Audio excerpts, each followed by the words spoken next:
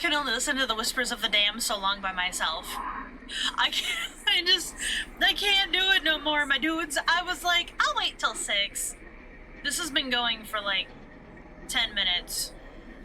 I'm really uncomfortable. And like, it's interesting to hear what they say. She's coming. Am I an old lady? I don't know. I thought I was an old man based on my arms when I grabbed that young lady, but I guess maybe I've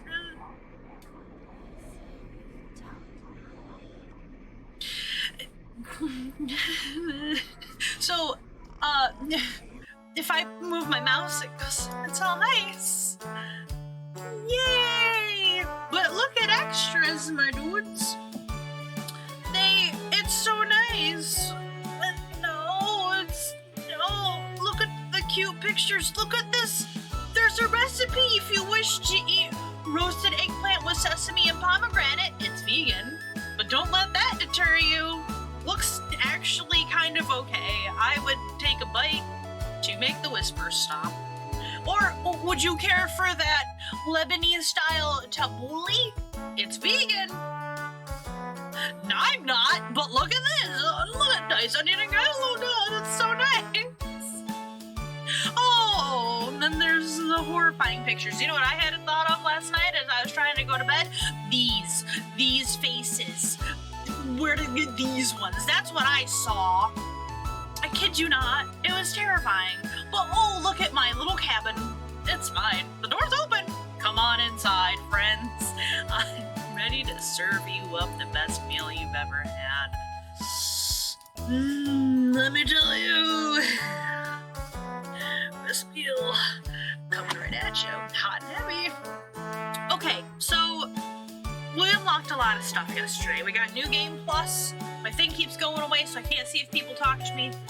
We got New Game Plus. We unlocked the weird vegetable people's chompettes story in school, and I learned a lot about my oven. It jumps right into it, doesn't it? That's so nice. I hope you're all here. I hope you're all watching. Oh, the late night trumpets. They play me a tune. So I'm sure we'll finish this game rather quickly, because it's my hunch. And if we do, then we'll just try to find all the other achievements, because why not? Why am I scared? I'm the one that's eating people. It's just creepy though, okay? Like, I feel bad. These are kids. I'm old. I probably taste like jerky. So this is jumping back into them all being here, and this is a nightmare mode. We played that. I think this is just New Game Plus. I don't remember. Let's dive in. They're fine now, but soon they'll be begging for more because I just fed them their first slice of Mariah. It was delightful, some may say. I'm gonna try the voice. We've waited long enough. What's for dinner? Bitch, you just ate lunch. You calmly explain that you want to ration the meat better this time, and there will be no dinner. Fine. I understand. I got you, Anatoly. Oh, I know I have to make better friends. I have to boost my relationships with them. So I'm gonna boost my relationship, I think, with Gregor. I felt bad for him. That wasn't how that was supposed to go down. I might be a cannibal, but that was rude. I guess I'd rather eat tomorrow than more today. No arguments? Perfect. I see why my character is so callous and cold. Everyone decides to call it an early night. You fall asleep instantly tonight. I'm sure the nightmares won't be a bother. You have a strange dream. You're having dinner with a blacksmith, but he's not touching his food. The only light in the room comes from the oven. He clears his throat, stroking his beard. I can forge anything, he says. Your eye's been giving you issues lately, so you lie. Forge me a new eye, then. You laugh, clearly in jest. But then the ropes come out. He wasn't jesting. He ties you to the chair with a long rope to prevent you from struggling. You rip the rope apart without even trying, so the blacksmith uses a thicker rope, made of chain probably. No turning back now. He takes a hot poker out of the coals, holding it in front of his face. You can see his beard and eyes watching you. His beard has eyes. He slowly brings back the poker, aiming carefully for your eye. before plunging it through your skull with a sickening crunch. They're rather gooey, so I don't know why it crunches, but here we are. The force of the blow throws you backwards a few feet. You're unable to break the ropes. You vomit all over your chest. Disgusting, as the smell of your emaciated eye floods your nostrils. The blacksmith stands over you, spitting on your body. You wake in a cold sweat.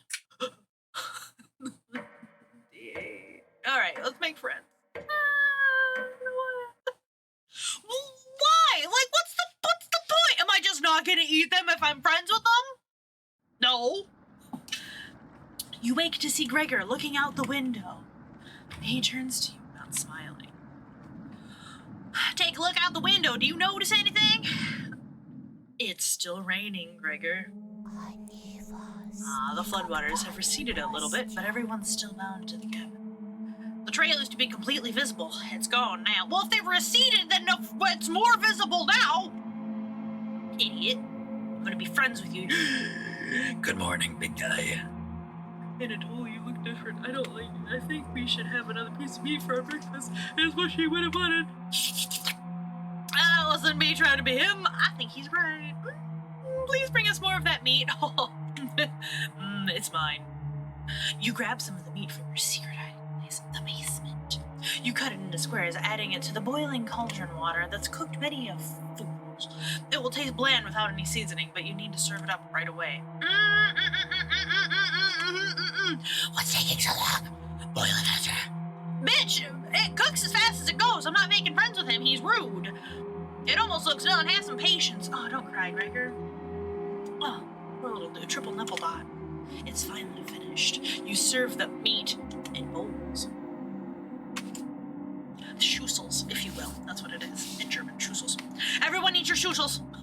Gregor drinks the broth first before swallowing the chunks whole like some kind of snake. I'm sorry, I'm adding a lot of exposition. Like a duck does when eating bread, rather. Anatoly creates ripples in the broth using the spoon. He isn't eating. You're the one that demanded this. Hydrate before I dehydrate? You got it. I'm sorry about earlier, everyone.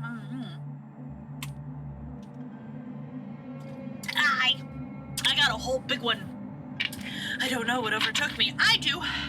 It's that cannibal craving. Hi, Tin. I haven't seen you for a while.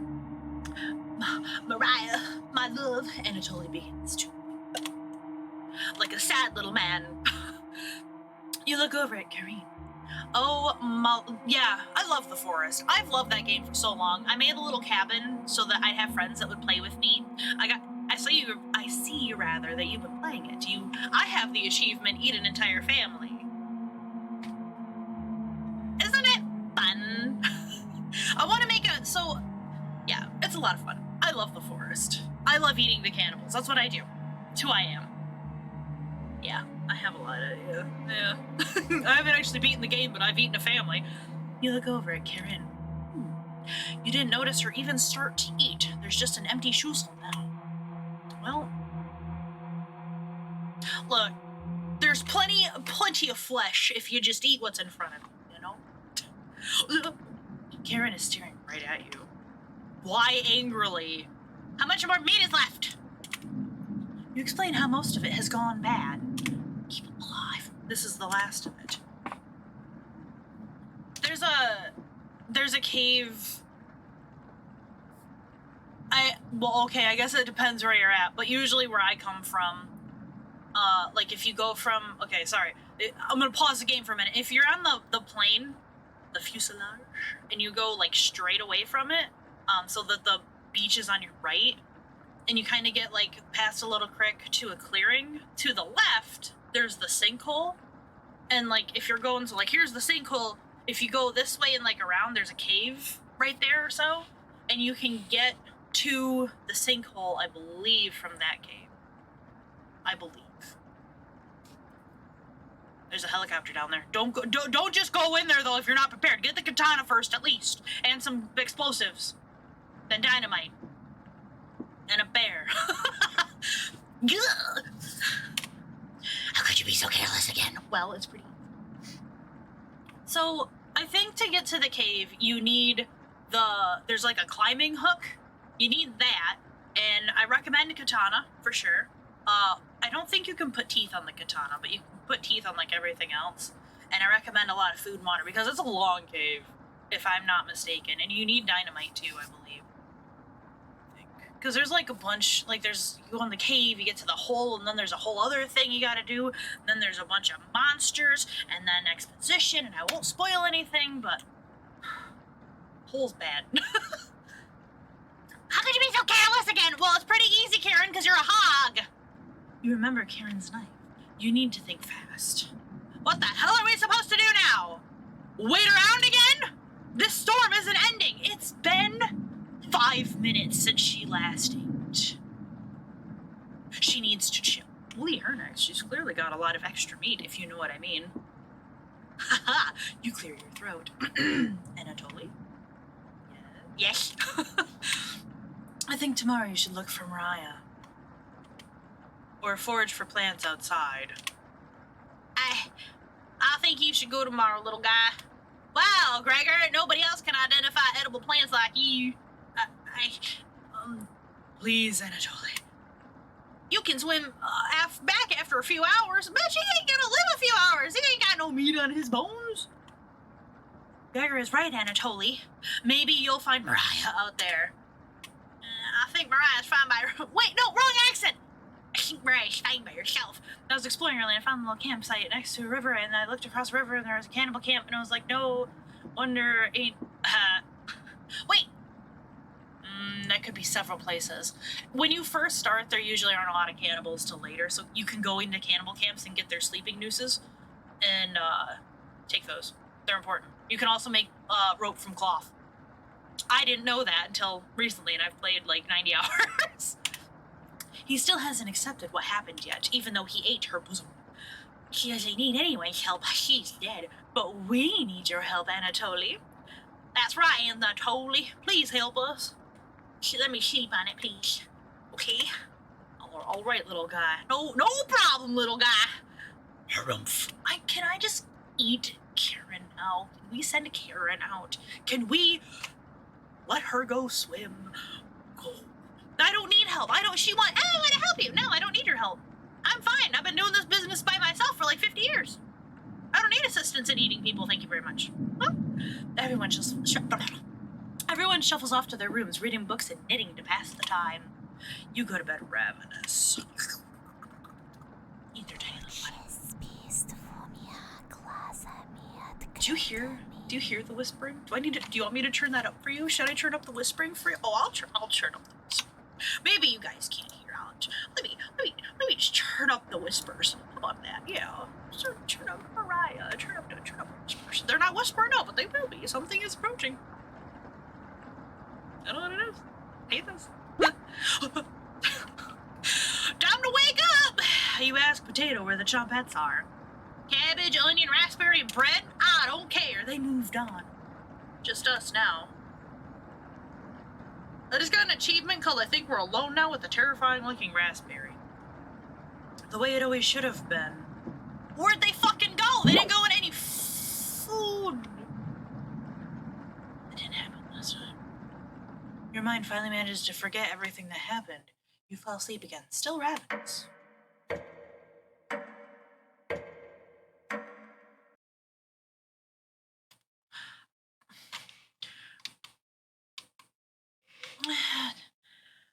No, the whispers are definitely in this game. I listened to them for like...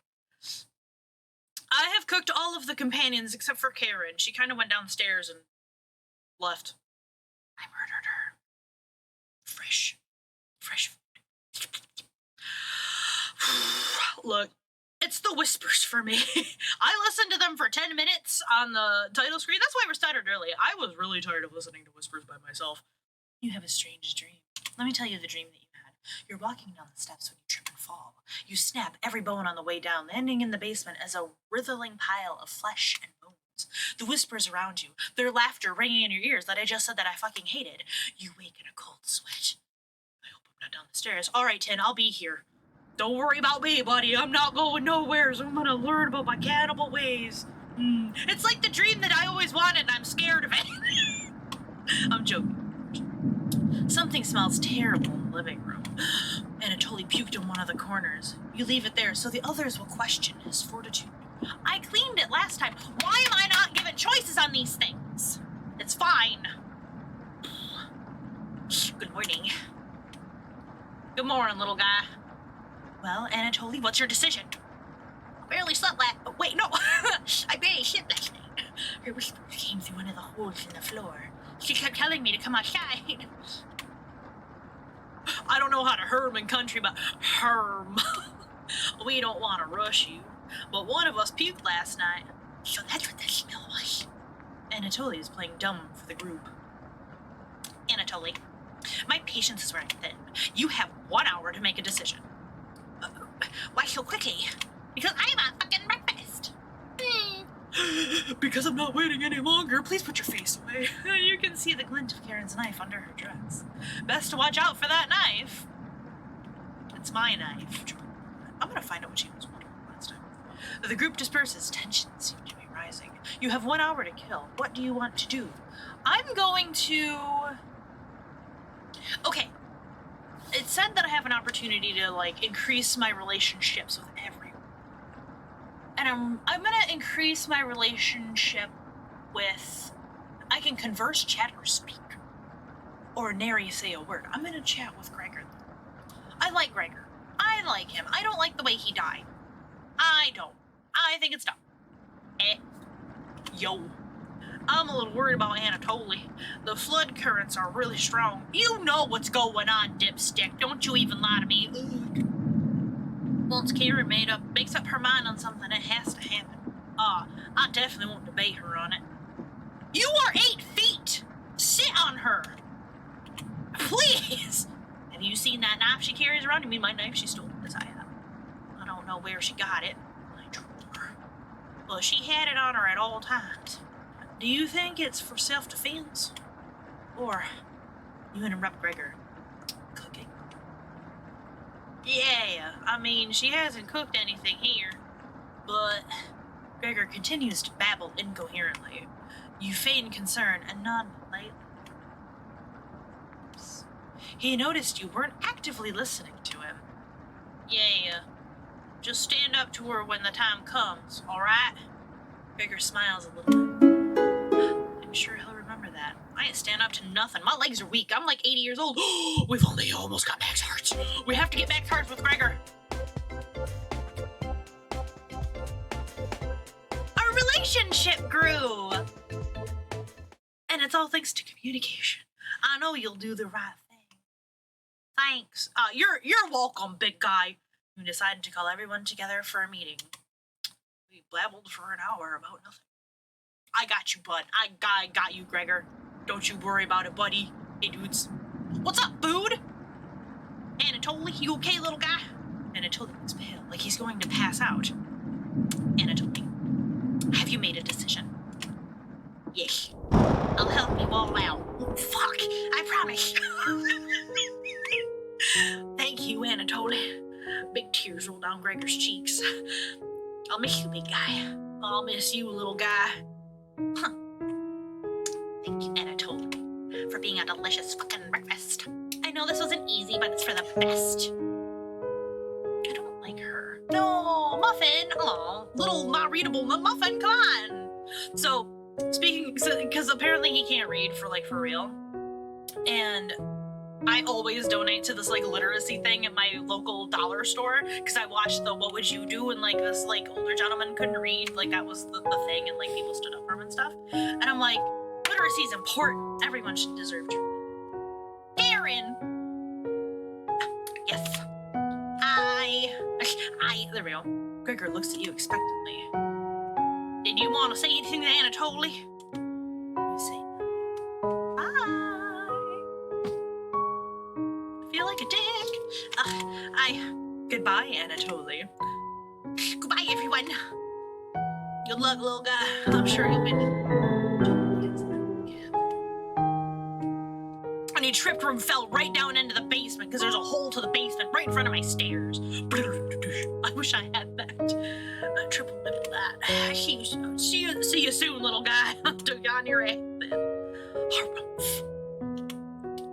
I guess all we can do now is wait. Good night. absent Anatoly. I got another achievement.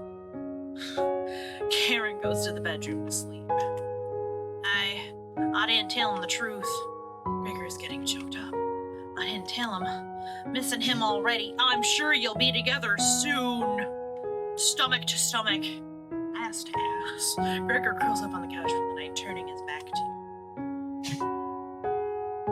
I was just about to turn his back to me too. You shut your eyes, quickly falling asleep.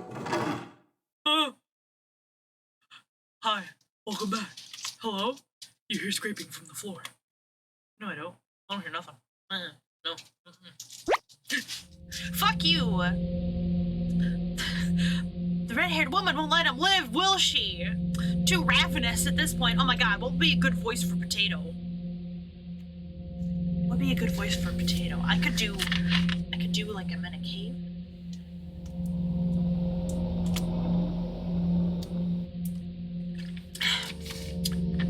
And I'm drinking pop, so I'm gonna burp a lot.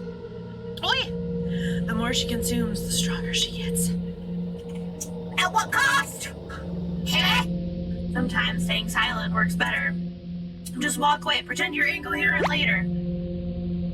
What a terrible perspective Potato has provided. The Chompettes never would have listened to this crap. I fall asleep thinking about what Potato told you. He told me nothing. He literally said, don't say a word. You have a strange dream. It's lying on the table in front of you. You take off the glasses first, partially cracked, and set them down next to the image. Working the saw, you wrap the cuts in an old newspaper. Some of it gets soggy immediately, so you begin drying the cuts with a towel before wrapping. Much better. You hear something approaching, so you clench your fist, getting ready to strike whatever's coming at you. You wake in a cold sweat. Or did I? Did I even sleep? Probably not. I think I pulled my hamstring. Ow!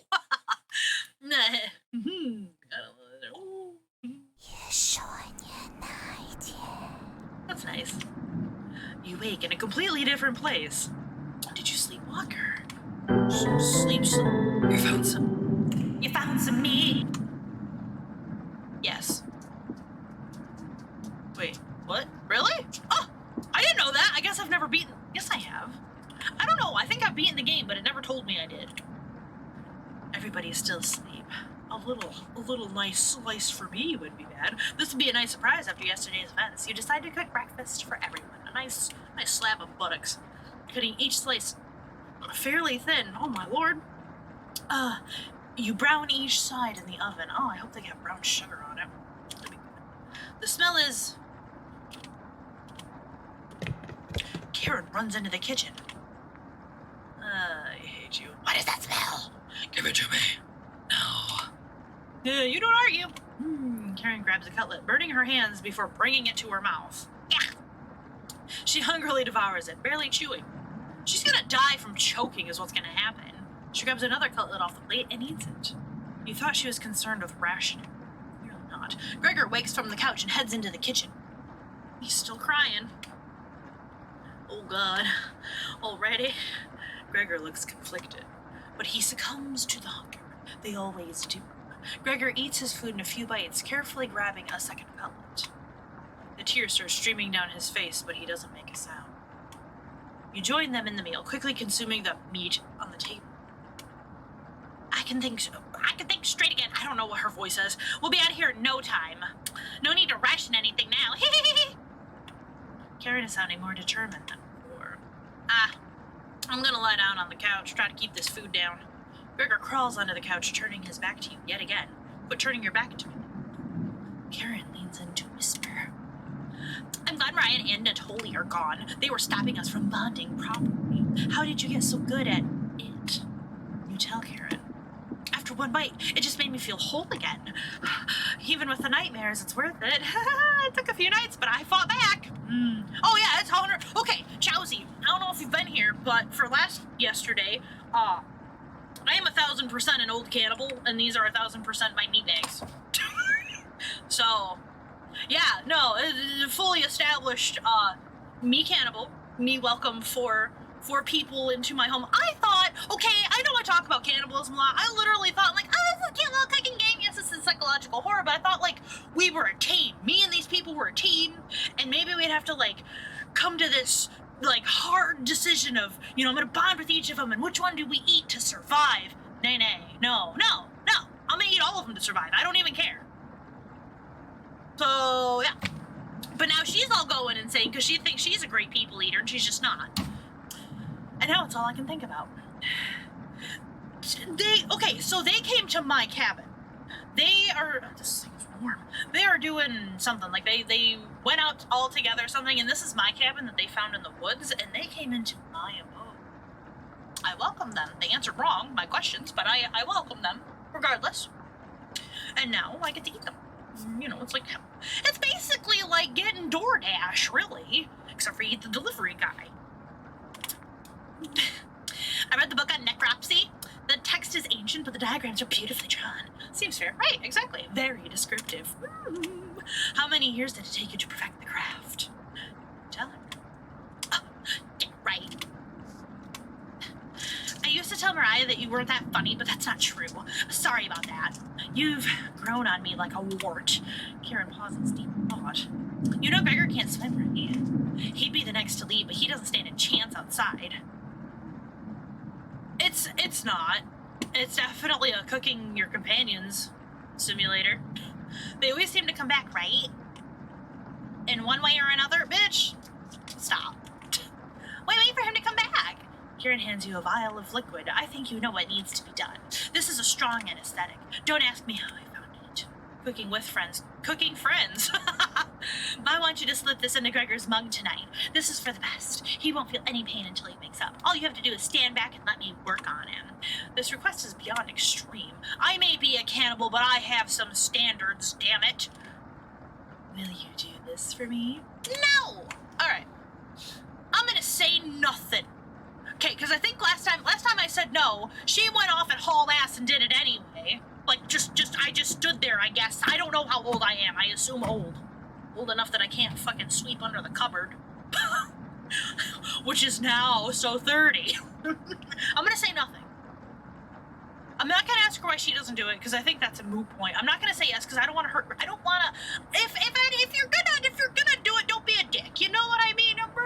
You know. Okay. Said nothing. I'm gonna shove it in her. I'm gonna slap it in her face. You leave Karen alone in the kitchen, crawling into bed and falling asleep instantly. It's different. It's different. Day 12. I can't wiggle my eyebrows very fast. I've tried. Wake up, sleepyhead. You've awoken. You were having a nightmare. I don't understand. I'm a little uncomfortable, too close to my television. Gregory is waiting for you, Gregor, whatever. That's normal. Nice ass. I don't know. What do you want me to say? I'm so uncomfortable. I hate this. You get out of bed and follow Karen to the... I'm not following shit. I'm slapping her in the face with my fist.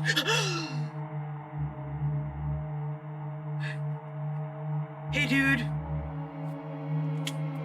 Gregor. The fuck did she do? The fuck is this? I don't know. How high in my octaves do you think I can go? I think he's trying to speak. What is it, Gregor? You tell Karen that Gregor has died. He hasn't spoiled it. Let me show you the rest of him. Karen shuffles over to the basement door, opening the lock with the knife. What do you mean the rest of him? Who's on the couch? Just his shoulders, knees, and toes. What was on the couch? Hi, Susie Q. You came just in time. What the fuck was on the couch? Hey, Potato, why wait until she's in the basement? You right, take back the knife and end her life. You got it, that rhymed. You explain how difficult it is to get blood out of wood.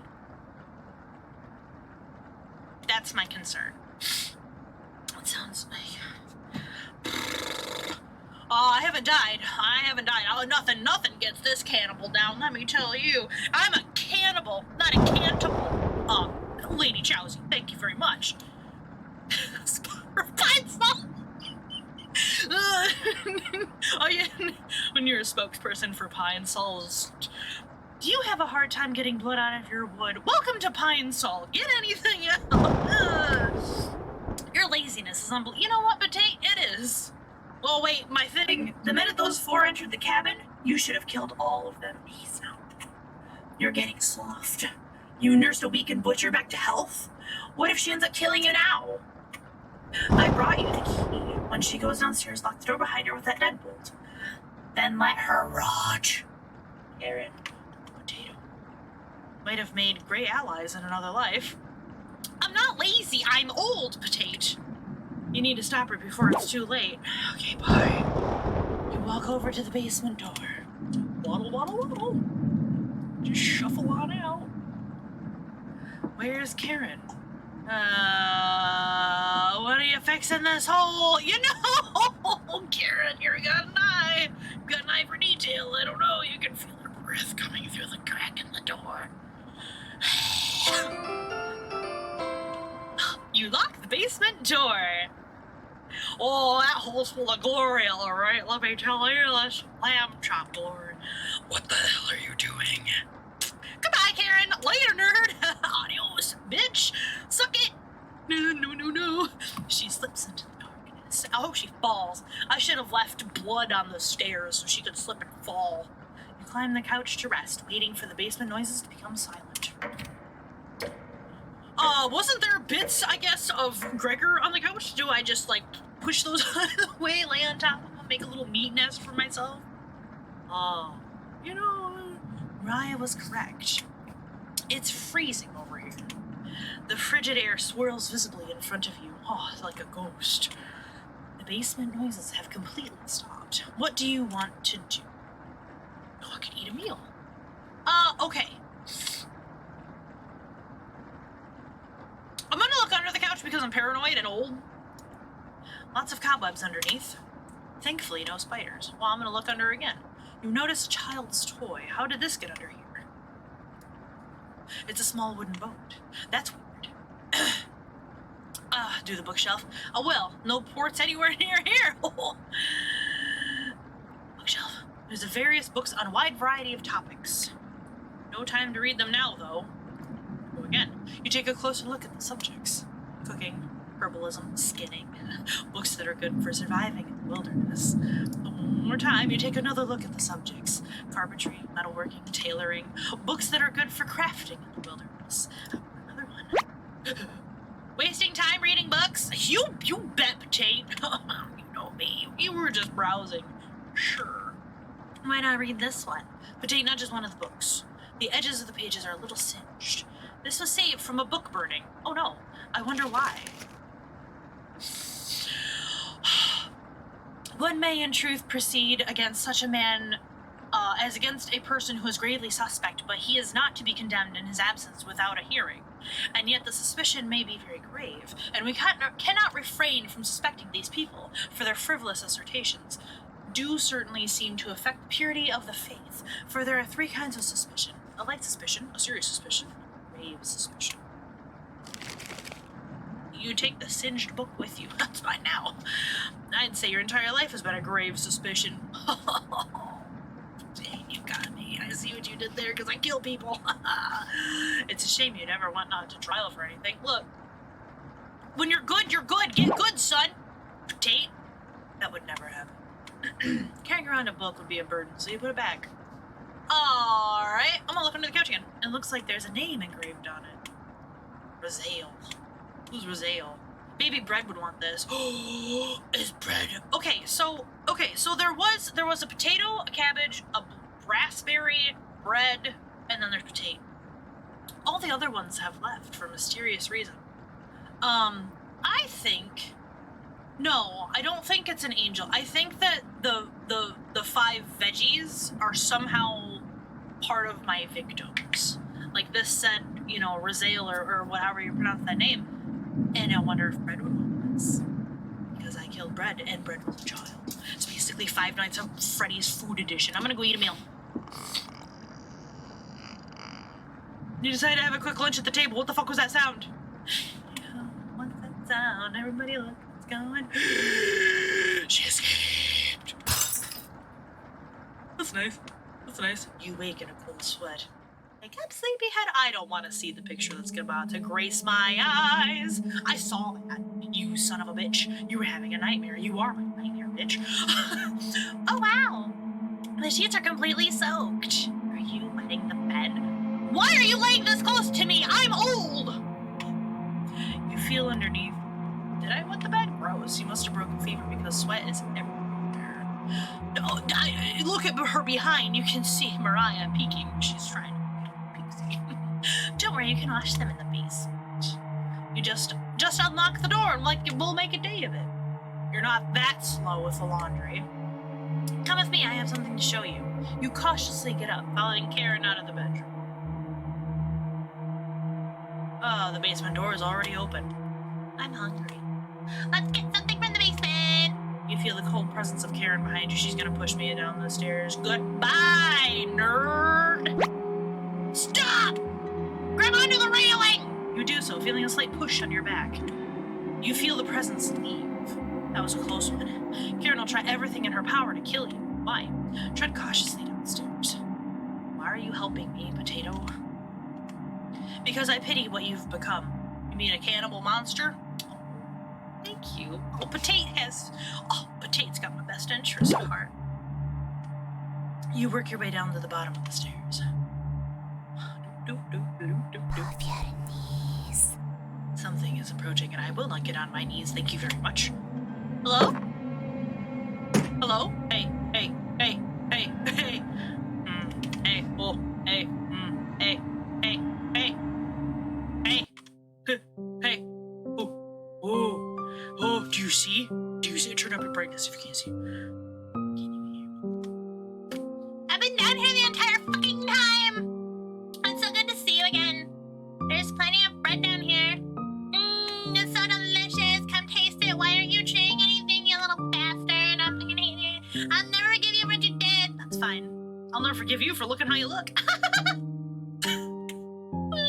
You put Anatoly through hell. You desecrated my corpse. You gave them that disgusting hunger. It's called survival, Mariah. That is water under the bridge now. Anatoly's down here. Come have some bread with us.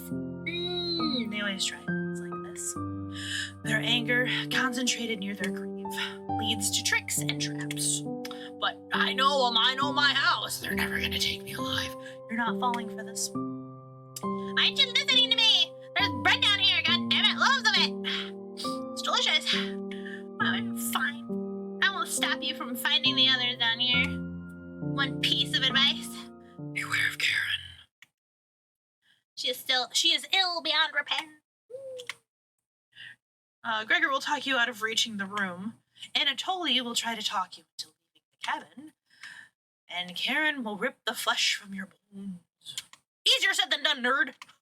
Fight me. We'll talk again. Bye, I guess. On later. She's gone. Thank the Lord. You feel Mariah leaving the staircase. You go deeper into the abyss. I wish there was cheering music. The walls down here, they're dirt and soot. Hello? Something is approaching. Hello? I see the bottom. Land ho! I see the bottom. Hello? Hey, Gregor. I'm glad I found you. Me too. The rain outside has stopped. Did you hear that knocking? Another trap. Everyone's upstairs and wants to leave. Mariah was worried sick about you. You tell Gregor about speaking with Mariah. Oh, guess I can't lie to you, huh?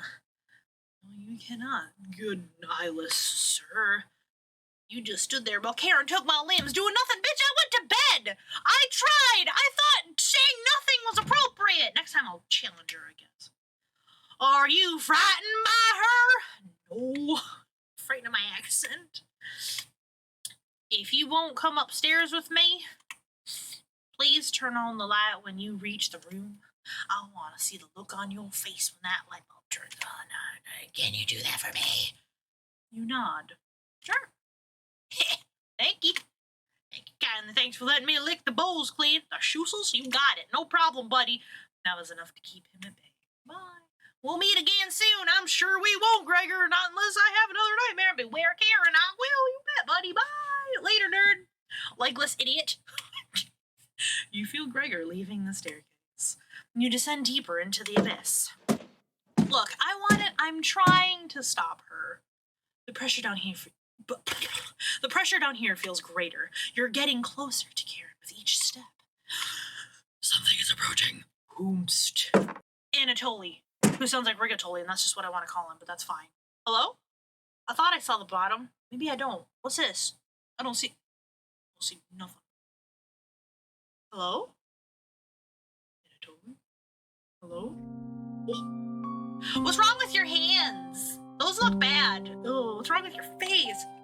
Oh, thought you'd still be friending off that glutton Gregor right now. No.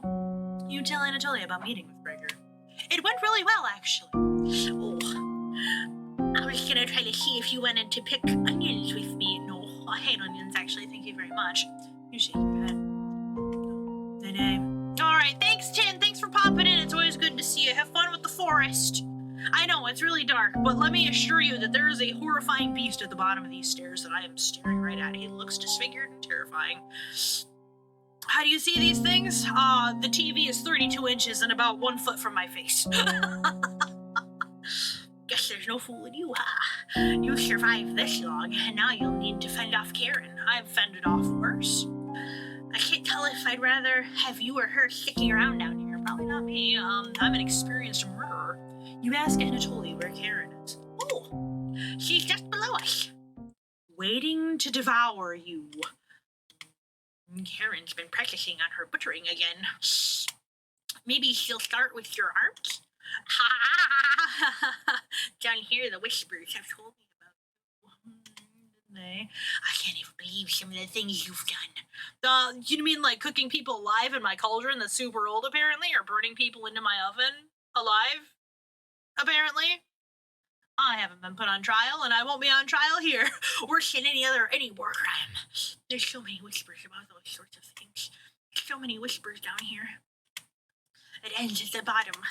Karen may be alive down here, but you won't be. See you again soon. Bye, Anatoly. Have fun. Triple nipple dot. You feel Anatoly leaving the staircase. You know what, Ryman? Me too. Me fucking too. I saw the psychological horror tag, and I was like, how bad could it be? Because like I said, I assumed, especially in the beginning of the game, I'm like, oh, we're all just little buddies going on a cooking trip or something in the forest, and, and as things progress, I'm like, oh, we'll have to pick one or the other to die, and that's going to be stressful because we're all friends. No.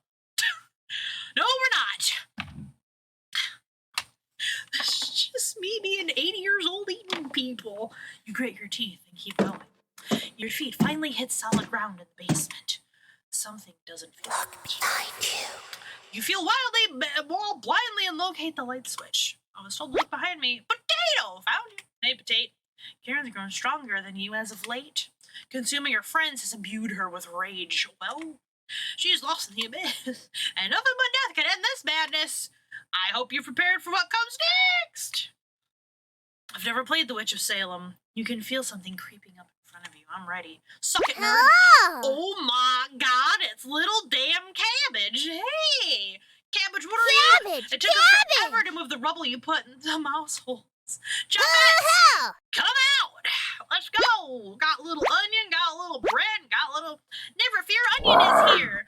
Like my cousin Cornbread says, I'll rise to the occasion. Raspberry! Sometimes Mary. Raspberry.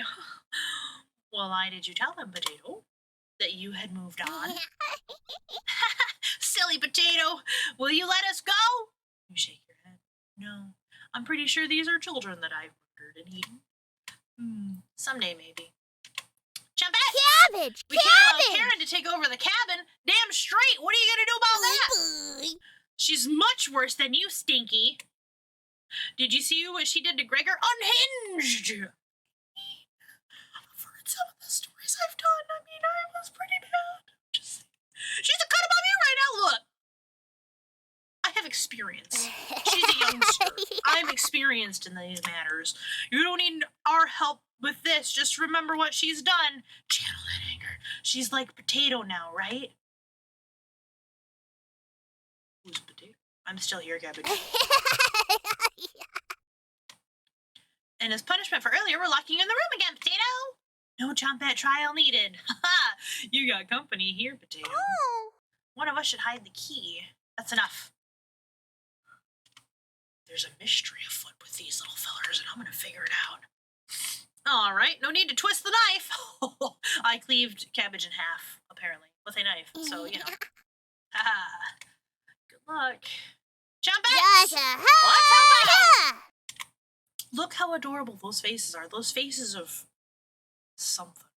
The Chompette's get in position behind you, ready for what's next. You feel around the wall blindly and locate the light switch yet again. Found you. Sup, nerd? I'm ready. Let's end this. Oh, I don't even have to fight, because I already beat her once. Thank God I don't have to do that again. Stab her. Let's go! Hiya! Shock, I know. What do you think was going to happen, idiot? I'm a cannibal.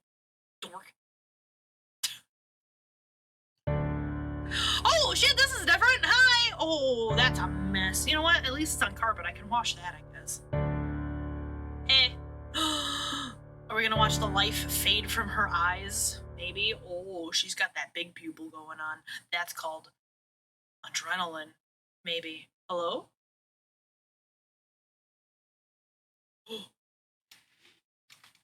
What's this turnip?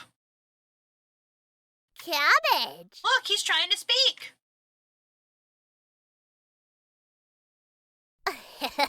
Cabbage. Should I try again?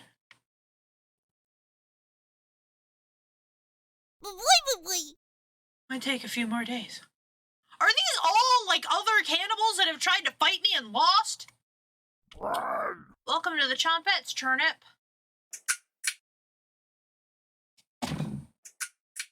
What? I need to know about these little fucking vegetables. What? Okay. So, okay, but like, I found a toy that was, I didn't bond with her. I barely got to bond with Gregor. It does give me questions, but clearly the turnip is Karine or whatever. So like, maybe I'm gonna figure it out. There's a lot of story left here because I get to go back New Game Plus and make some choices. Don't you think we're done yet? Oh no, it's only 6:36. I've only been playing for some 47 minutes. At least there's no whispers at the exit screen. That's nice. That's nice. Which is, oh my gosh, excuse me. So, would you like to know? I'll give you a free fact. You don't even have to pay bones for it. So, in the art of cannibalism, the reason why, first of all, I'm going to explain myself first. The reason why there's studies like this is because there's still cultures that do practice cannibalism, especially when like someone very close dies or something like that. They still eat parts of their body. Obviously, they don't think they cannibalize most of the body. They just eat like certain parts, and it's just a little bit. However, if you eat the main central nervous system, so brain stem, spinal cord, I believe the nerves that run pretty much along the main part of your body, that is the main thing in the enzymes within human meat when it's consumed by other humans that causes, it's like a memory, it's like a mind fuck. Like, you don't do well with cannibalism if done incorrectly. And it's very interesting because the whispers and stuff make me think that that's kind of part of that whole mess. Like, if you do that kind of stuff and you don't cook the meat properly and all that other fun stuff, so like let's say you eat it raw, it'll actually cause you to become very weak and very, like, your body just kind of rejects everything that you've been eating and all the nutrients that it's been getting, essentially. Like, I'm dumbing it down quite a bit because I don't remember the exact words and the exact phrases that were used for the sickness that it gives you. And you! Thanks, buddies! Look at that! We got to the thank you screen. Thank you. And there's Twitch humors there, too. Dear dreams, too. And you know what's really ironic? So not only is this about cannibalism, it's called Dear Dreams, too. Look at that adorableness. That's a little deer. I love deer.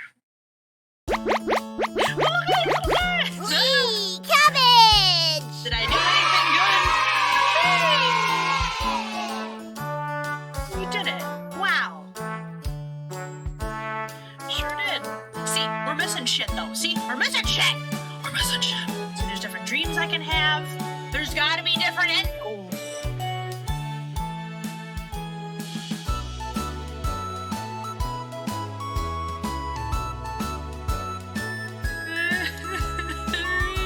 Look at my luscious cabin. Oh, why are they all so different?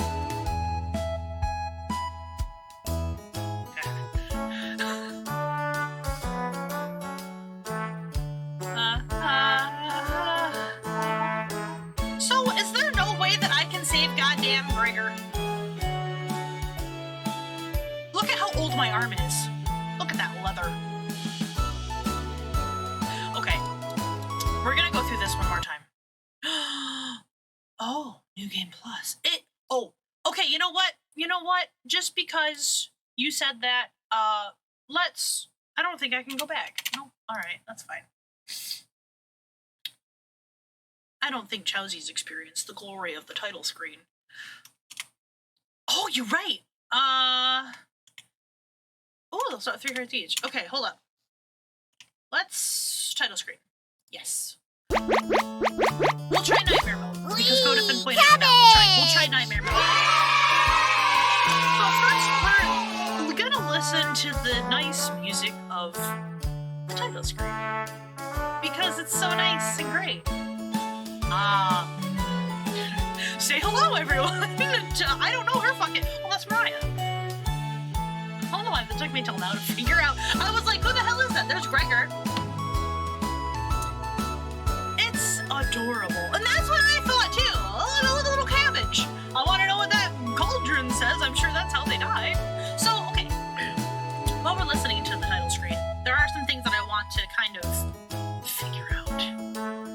So, I wonder if each of the cooking companions is just someone who, like, I fed their friends to them, which is great, I guess, and they turned out kind of like her, with that obsessive hunger thing that they had going on, and ended up killing them. But that still doesn't explain bread. Like, I found a toy that said bread. Also, I don't have all the notes either. So, there's that. I only have, I think, 4 or 5 is what I have, and I'm still missing some achievements. I do want to complete this game, simply because it's left me with so many fucking questions. Hey look, you can almost spell cookie. Yeah, I sincerely thought it was gonna be kind of like...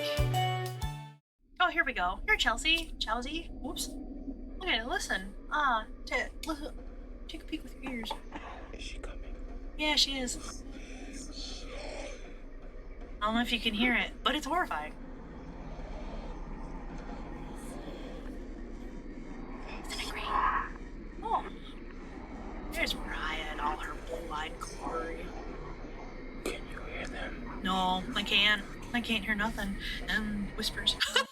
Okay. So let's go into Nightmare Mode. Because hopefully this will give us maybe some more... You already know the rest of the story now, right? Wrong. Welcome to Nightmare Mode! If you survive, you'll gain some additional... How would I die? Insight into the world of cooking companions was unlocking New Game Plus and Chompet's only event, which I already have. Those will see just a joke, so don't take it seriously. If you make it to the end, you'll unlock the Chompet cabin courses, which I've done. A Chompet only event free of humans. This one should be played in pitch black room with headphones. If you still need to max out your relationships, don't worry, you'll get the opportunity to do so in New Game Plus. If you wish to take a manual save right now, don't hesitate. Thank you for getting this far. Bravely is commendable and will be rewarded. Thanks for playing. Dear Dream Studios. Oh, almost forgot. Nightmare Mode activated. So this kind of happened when you wake in the bathroom again. Right, and there's a lot of blood. And then there's that. There's no music at all, which is great. You find a strange note. Ooh. I can feel the cold air crawling under the door. Nice. I think I have that note. That's great. I'm just kind of clicking around everywhere in case I did miss something. I hate this. Can I leave? I don't want to. I have toilet paper again. Oh. This is my room. Do you see how dark it is? I do. That's nice. It's cold, but I can look at you. Look at me. Look at you. Are you scared?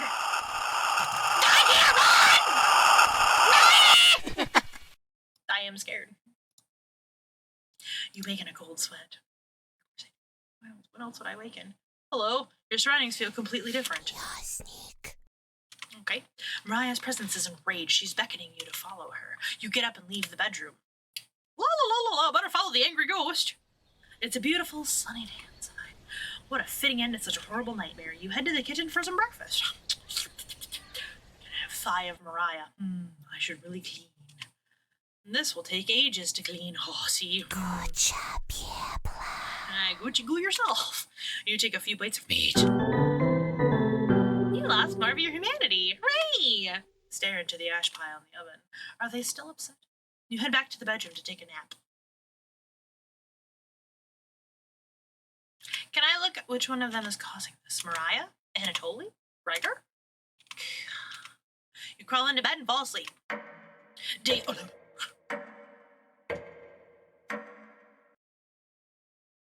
616. Wake up, sleepyhead. Karen? Karen isn't here. It sounds like she's whittling something again. Did she escape the basement? Karen? No reply. You head over to investigate. Bitch. My chair's empty. Another trick by one of them. Who's still missing? Karen? Hello? It's a big bite. Someone is tapping on the window. I shan't look. It's a ghost. I can't get the taste out of my mouth. Are you done, Anatoly? I love this character. Just get out of here. They're getting more bold in their actions. You head to bed to sleep on it. Oh, day 616. I think not. Day 666. Something like 2 years. 3 years. Yeah. Ish. The sheets are drenched in sweat again. Oh. You catch something moving out of the corner of your eye. You roll out of bed to see what it is. It's just my bird cage. It feels like 3 a.m. Nothing is moving around the bedroom anymore. Just your imagination again. Why is that floorboard up? You head to the basement door. Is Karen still alive? A cold wind blows through the crack in the door. You wake in a cold sweat. This is nightmare mode. We've played this before. You wake up on the cold bathroom floor, and the door is locked. Do one of them hide the key in here? Where do you want to check first? I'm going to look under the tub. Mouse poops and dust have gathered underneath the tub. This needs to be swept. Under the tub. There's some scratches on the side of the tub. What happened there? How did you miss this? You notice a note underneath the tub. Oh, this is the judge note. May 4th, 1794. This notice shall serve as summons to the Zakopane courthouse. You are being accused of the following crimes: public disturbance, foul language and demeanor, refusal to testify in previous court cases, refusal to agree to a search warrant of property. Your hearing is scheduled for October 20th. Failure to attend will result in your immediate arrest and penalties up to hanging. Sincerely, Judge... You take the court summons letter with you. I'm going to look under the tub. Nothing else to find under the tub. And the garbage can. You check the garbage can underneath the sink. It's empty, like your soul. More. You look into the back of the garbage can. Just a gigantic black spider. Disgusting, a big old spider. There's nothing of note underneath the sink. Why aren't towels under here? Because I don't. The key should have been under here. This continues to be a pretty big disappointment. The key should have been under here. This continues to be a pretty... Okay, inside the mouse hole I go. The mouse hole seems perfectly rounded, like someone used sandpaper on the edges. Did the chumpettes do this? Little figures of my imagination. The hole itself is pitch black. Would the flashlight be helpful? It might aggravate whatever horror lies in wait. Stick your arm in the mouse hole? Yeah. The key has got to be in that mouse hole. You gather your courage and prepare to put your entire arm in the mouse hole. No, I don't. The key has got to be in the mouse hole. You gather your courage and prepare to put your entire arm in the mouse hole. I suppose I do. You slowly put your arm inside the mouse hole. Yeah, I found you. You feel a chilly presence of something behind you. I really need to, bask myself in salt. The key is pushed into your hand. You pull your arm out, lifting the toilet seat to take a celebratory bathroom break. Your hands are shaking uncontrollably. You whisper. The key has fallen into the toilet. Reach in the filthy toilet to get the key? Not this time. Forget it. This is way too gross. Who would even think of doing something so disgusting? Well, I did last time. Thank you very much. Not sticking your hand in a filthy backed up toilet? Raspberry! Don't you want to get out of here alive? Just eat you. Triple nipple dot. Don't sweat it. That was the key to the Chompette's treasure box. You ask her what's inside the treasure box. Our original clothes and shoes. It's painful to see them all blood-soaked and tattered. But it's the only thing we have left in this world. You don't have a shred of empathy, so you wouldn't understand. Cabbage told me I had to rescue you from this. I wanted to let you starve to death in here, but she insisted. Here you go. I did wonder if Cabbage was like a family member of mine. This is the last favor you'll get from me. Goodbye, wretch. Okay. Okay, so I clearly killed them all at some point, and they were people. I wanted to click the mirror. Nope. It's time to end this. You open the door and get ready for what's next. As I've done so many times before. It's just a staircase, nothing to be scared of. You begin your descent. The spirits aren't active right now. You continue downward. Can I help you, Chuckles the fucking clown? The walls down here, they're dirt and soot. It's nothing. You keep moving downward. I wish I had my own bravery from this game. The air pressure down here feels greater. You're getting closer to Karen with each step. Something is approaching. I thought the spirits weren't active. Hello? Who? Whomst the fuck dost dare approacheth me? Ooh, it's just gonna zoom forever. Who is it? Hello? Ah, false alarm. Oh, is it now? Are the spirits below going to spring a trap on you? You continue downwards. Oh, I see. You hear something in the distance. The scrubbing of pines all amongst those walls. Why is that a baby? Baby back ribs. I want my baby back, baby back, baby back, baby back. I'm the wicked thing coming, though. Hello? This is all my blood. Spilt by me. I mean ketchup. Look at that. I really need a mustard. Yo! Hello? Who is it? I really need to learn this language. Frio? You shake your head. Oh, almost I can't. I don't want to butcher it. I know, not many. I have to, slaughterhouse stuff. My dad used to work in a butcher shop. I have stories. You hold your breath and continue downward.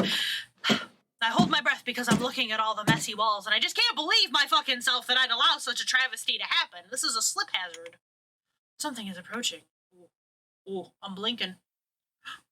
What's that? Who are you?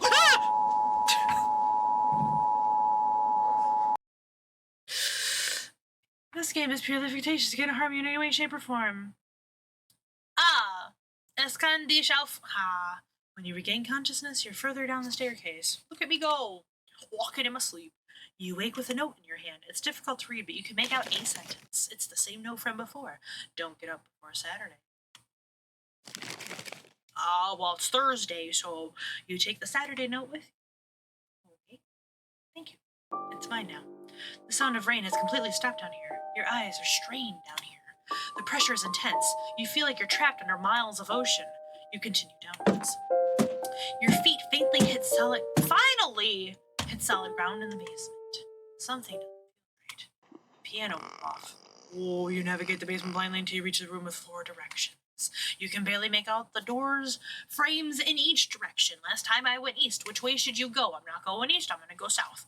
This room feels warmer when you enter. As if you begin sweating more than normal, which is a lot.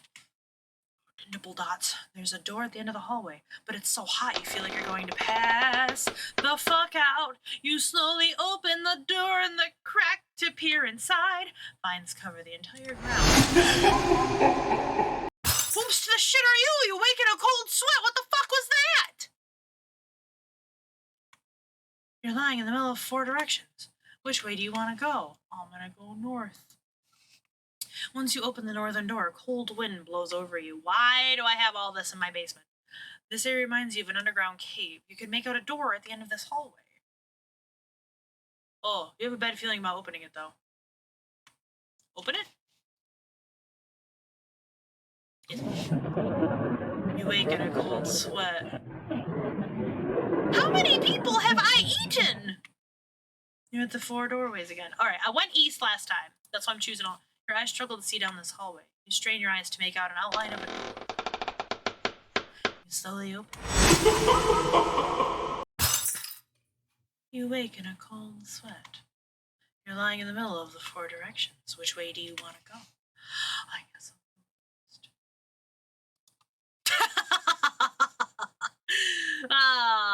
it's okay, go. That's all right, buddy.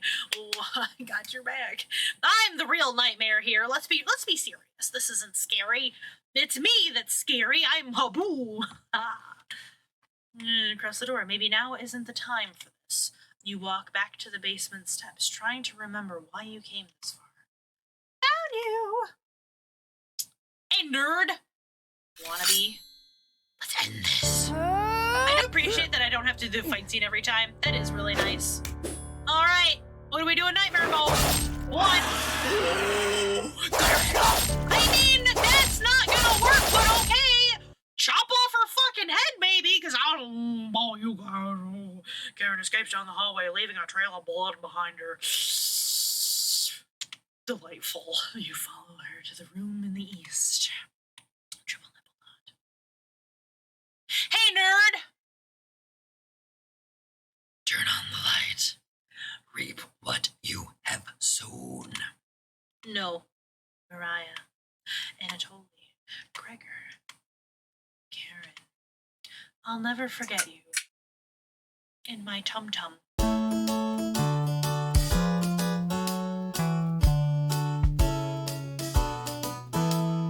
Cooking time is so much fun and nothing bad could happen. Everything is totally great, but please do refrain from going in the basement. Cooking companions, your life just might end. It's so great. Cooking companions, don't trust that onion. Why?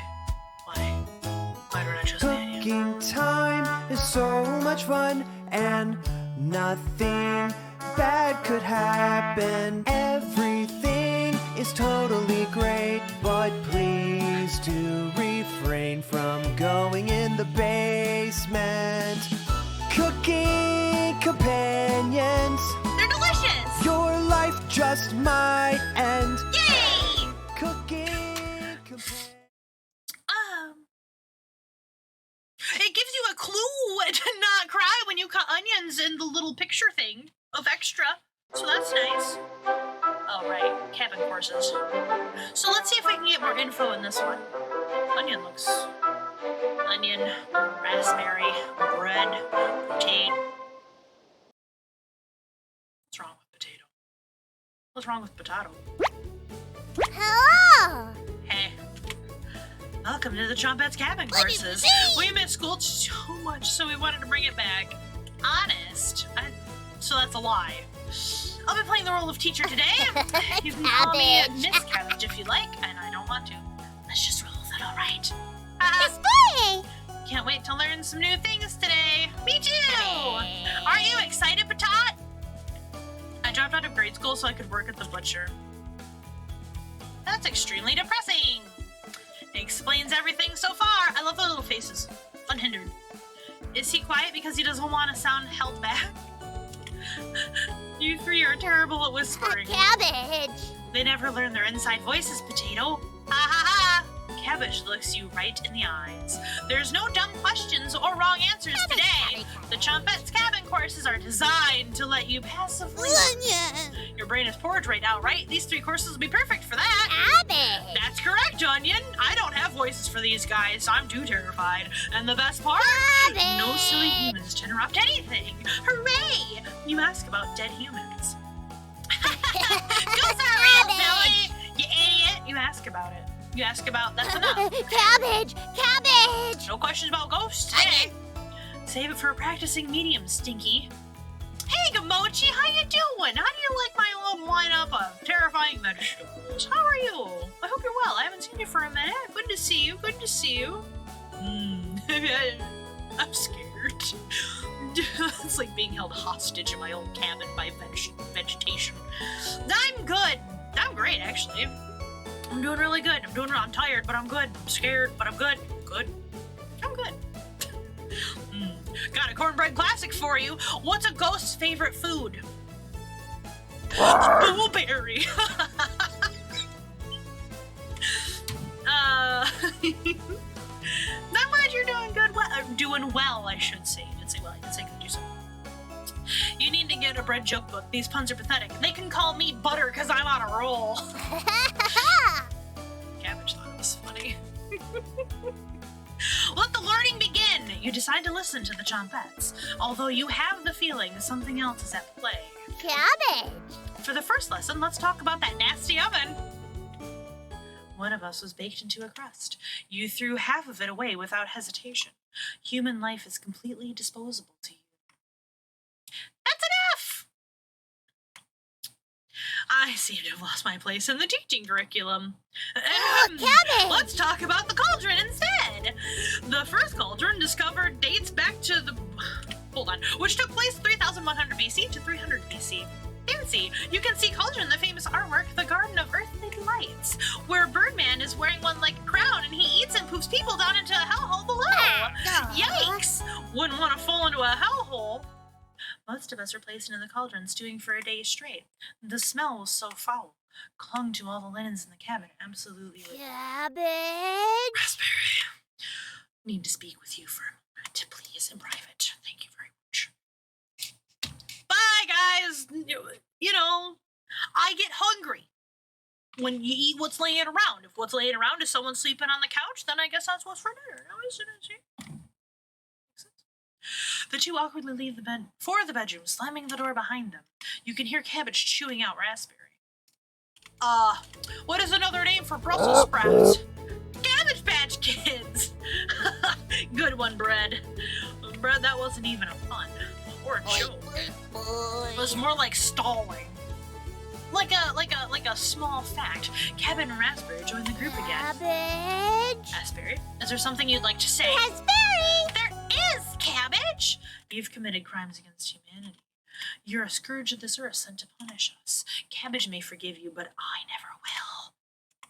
Wow, look at the time! This concludes the Chompettes cabin courses. Did you learn anything this time? Or did you just loaf around? Got me, Bread. Always a little joker, you. Are you remembering yet? Just join me in the boiling water sometime. Oh my.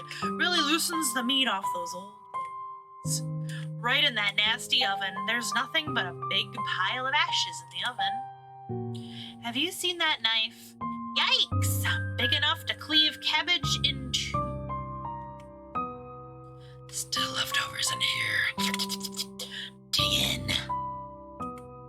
The rules are different for people that die in the cabin. Everyone that does will know the kitchen well. The lucky ones are dead when cooked. The others, not so much.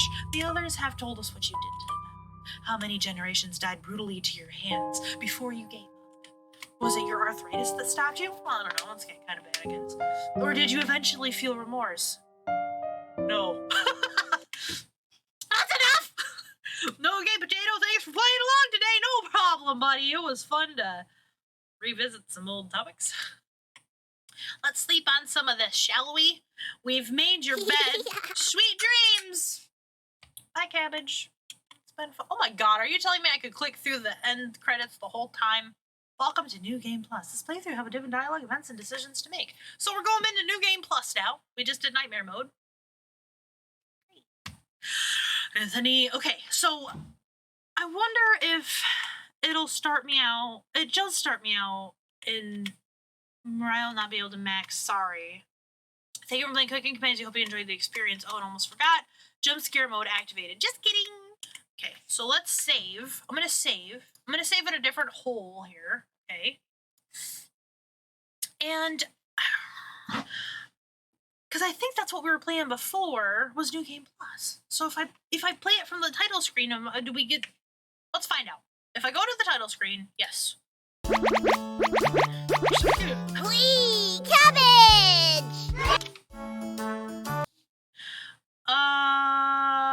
New Game Plus.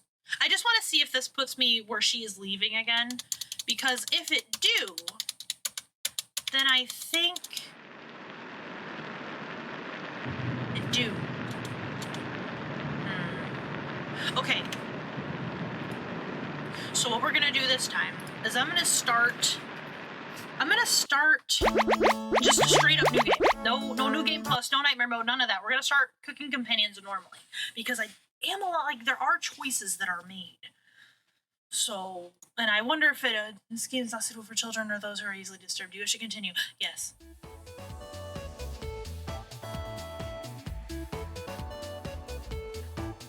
The walk was brutal, but this cabin's amazing. Full kitchen, running water, really has everything. This is why I thought we were all a team. Finally, a page I can read a good book in peace. I can't wait to She's so loud. It's you! I'm sorry, everyone. It must be the dust. Get those allergies under control, Mariah. Don't worry, guys. I'm sure with a little elbow grease we can make this cabin shine. What do you fucking... Now that I know this is my home, what the fuck, assholes? I'm old. I can't reach high places or low places. It's all about here. Dicks. So are you volunteering to clean, Gregor? No. Not many supplies here. Guess we'll have to go out to get what we need. There's a fireplace for making stew, so let's gather some firewood, okay? Leave that to me, little guy. I'll tidy up around the cabin. I need to save Mariah from dying due to this dust. Ha ha ha! Hey! Allergies are nothing to joke about, Karen. She's not dead yet, Pipsqueak. Calm down. Thanks, Anatoly! I think I'll go foraging outside. With over 450 monkeys, 900 fungi, and 70 slime molds, there's bound to be treasure up here. Wrapping it is fun. Anatoly knows how much other foods are in good hands. I think slime molds be the most delicious. Well, certainly not. What about the fungi? Do you even know which ones are poisonous, Anatoly? I could figure that out By tasting them.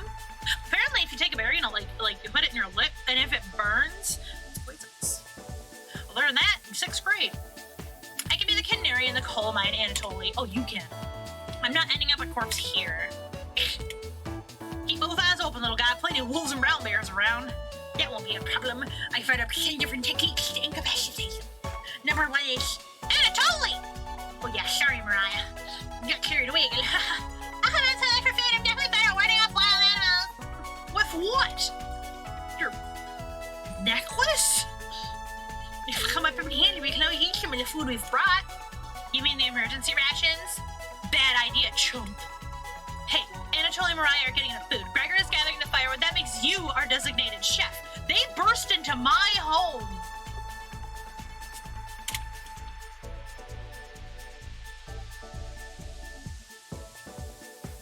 They burst into my life, and then they go, Oh, you can be our fucking chef. bitch, no! Cook yourself. Wait, literally. Thank you, lurkers, one and all. I hope you're enjoying yourselves. Everyone's looking at you expectantly. You nod. Very excited to try your cooking. All right, everyone, let's get to work while there's still sunlight. Roll up the old sleeves. Later, taters. Bye. Fuck you. Mariah, Anatoly, Gregor. The 3 exit the cabin, leaving you and Karen alone. I think Anatoly put the supplies in the kitchen. Thanks for helping out with the cooking. Just tutorial. To save the game, right-click or blah, blah, blah.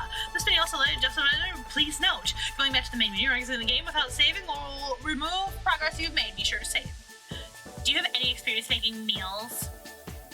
Say nothing. If you're a mute, you can tell me now. How would I tell you? This? Just dance to the music in my head. Are you a mute? No. Just messing with you. Let me know if you need any help chopping anything. I need help chopping your... I'm great with a knife. Ominous. You think you're impressed by Karen. What? You're pretty sure she'll remember that. Ooh. No! I don't want my relationship to get better with Karen. Anyways, Gotta check out the living room. Let's talk later. See, this is why I thought we were all just... Karen has a living room and starts dusting a little bit. You decide to look around the kitchen to find ingredients for a meal tonight. Tutorial, never know what you'll find in the cabin. Clues and secrets may be revealed by searching an area more than once. Wanna give it a try? What area do you want to search first? I don't remember what I did last time. Behind the wood pile. There's nothing but cobwebs back here. Thankfully, no spiders. Behind the wood pile. You look at the wood logs closer. Oh, this is just a pile of Norway spruce. Behind the wood pile, the Norway spruce won't burn as hot as logs from an oak tree. These would be useless during snowfall. Behind the wood pile, you reconsider your views on Norway spruce. It's less dense and won't fill the cabin with a heavy smell. Behind the wood pile, the supplies aren't anywhere near here. Behind the wood pile, the supplies aren't okay. The cupboards. The first few cupboards are empty, and I totally must have put the supplies somewhere else. The drawers. You check the drawers on the left. Just some dirty knives. Can I take one? For later. No. You check the cupboards again. No, okay. Just some mouse turds and cobwebs. Oh, that reminds me, you check the cupboard under the sink. You found a dead mouse. This would be great to give to Karen. You added the dead mouse to your inventory. I'm gonna go to the drawers now. You check the drawer above the mouse hole. Some kind of mold is growing in this one. Maybe Karen will find it appetizing? Do you eat mold? I checked the cupboards last time, and I put the mouse away. I'm not doing that this time. Let's see if that changes anything. You check the drawer above the wood pile. Something is making it difficult to open. You pull it open with all of your might, which isn't much since I'm apparently old. Whee! Cabbage! It's time. Chumpette, sound off. Onion! Never fear, onion is here. Like my cousin Cornbread says, I'll rise to the occasion. Yay! Always merry raspberry, fucker. Oh, yeah? Potato. Cabbage stuffed me into this drawer. I'm pretty sure this counts as a kidnapping. The little faces. I We're the Chumpettes! Why talk with those boring humans? All they have to give you is drama. Chat with us instead. We'll share valuable recipes you can cook. We'll share with you our secret Chumpette recipes. Click them all to become a 5-star chef. You know, when I started, I wanted to save potato. I did. I was like, I'm gonna save a little potato and make them into french fries. Tutorial. You can find unlocked recipes in the main menu under Extra. Be sure to save the game. I already did. To celebrate, I've got 2. Here's your first recipe card. Roasted eggplant with sesame and pomegranate. It's a vegetarian. You unlocked your first recipe. Yeah. If you ever want to talk, just come to the drawer. Chumpettes, let's move out. And they shut it with their invisible little fingers, just like VeggieTales. Great. It's Chumpette Tales. Cabbage rudely slams the door closed. You wonder if what you just saw was real. You're slightly worried about what this means for your mental state, but only slightly. Hey, did you find the supplies? You shake your head. Antonio's lied. He actually put them in the bedroom. Idiot. Here you go. You got the emergency supplies. I see 4 emergency supplies in my home. Karen leaves you alone. You start a fire with some wood and get on to cooking dinner. The night's entree, vegetable stew. In a large saucepan over medium heat, you heat with some water and potatoes and carrots and celery in it. 15 minutes later, you drain the pan and set the vegetables aside. Placing some butter in the saucepan, you melt it over medium heat. Throwing some chopped onions in, disgusting. You cook it about 10 minutes. The onions are tender and translucent. Perfect. You next mix in some flour, salt, pepper, and heavy cream into the saucepan, adding vegetables to the mixture. Hours pass. And now the death happened. Hey, dudes. We're back. More firewood than you'll ever need. Thanks. We found some wild sorrel. Maybe tomorrow I'll have a bigger bounty. Antonio's bearing the lead. We saw a red deer. Mariah spotted it. Look at this. Look at me trying to bond. Yeah, that's great. Anyways, killed 17 spiders today while we were looking for a fucking deer. Yeah. That kid coming here, I'm surprised here 160 species of spiders here. 160? Don't worry, Mariah. I'm sure we're all in the bathroom or something. No. Almost all of them are near the couch. Ew! I was gonna sleep on the couch. I'm not screaming. Not for her. That's where 16 of them were. I'm not sleeping on the couch then. And there's only 2 beds in the bedroom. Don't sweat it, Mariah. I can sleep anywhere, so I'll sleep in the rocking chair. I'll sleep with one eye open, just in case any of them swarm the couch at night. Thanks, Gregor. And Karen and Anatoly, you two take the bedroom. Where the fuck am I sleeping? Thanks, big guy. Joke's on you, Gregor. I always plan on taking one of the beds. Hey, Anatoly, I snore louder than a young lumberyard. Yeah. Sweet dreams, chump. I know I'm reading it kind of fast, but we did go through this once in the last video. You turn back your... But there's only 2 beds in the bedroom. She gets one, he gets a chair, and she gets a fucking... Well, maybe they're talking about extra bed. I don't know. I don't want to share with her. You turn your back to your bubbling vegetable stew and try a bite. Delicious. It's delicious. This tastes pretty good. You cooked vegetable stew. You settle the table and ask everyone to dig in. Come, children. What size beds? They look like twins. I've slept on a twin. Me and Buster used to sleep on a twin together. It was an 80-pound dog because it was better for him than laying on the floor. Oh wow, this smells delicious. Thank you. You must be a world-class chef. Karen takes a bite. It's bland as hell. Karen! Tastes like every other vegetable stew I've had. It's so generic. Quit winking at me! Could probably use some meat next time. Gross! For a side dish, we could make some bread and utilize the also load of strawberries for some jam. You're bland as hell, Karen, right? Nobody cares, Pipsqueak. Everyone laughs at Karen's polite ribbing. Oh, that Karen, she's a bitch. Nothing makes you happier than cooking a great meal for friends. Do you see why I thought we were all friends on a trip? This could very well be the best day you ever had. You go to bed stuffed. D-ooh. D-E.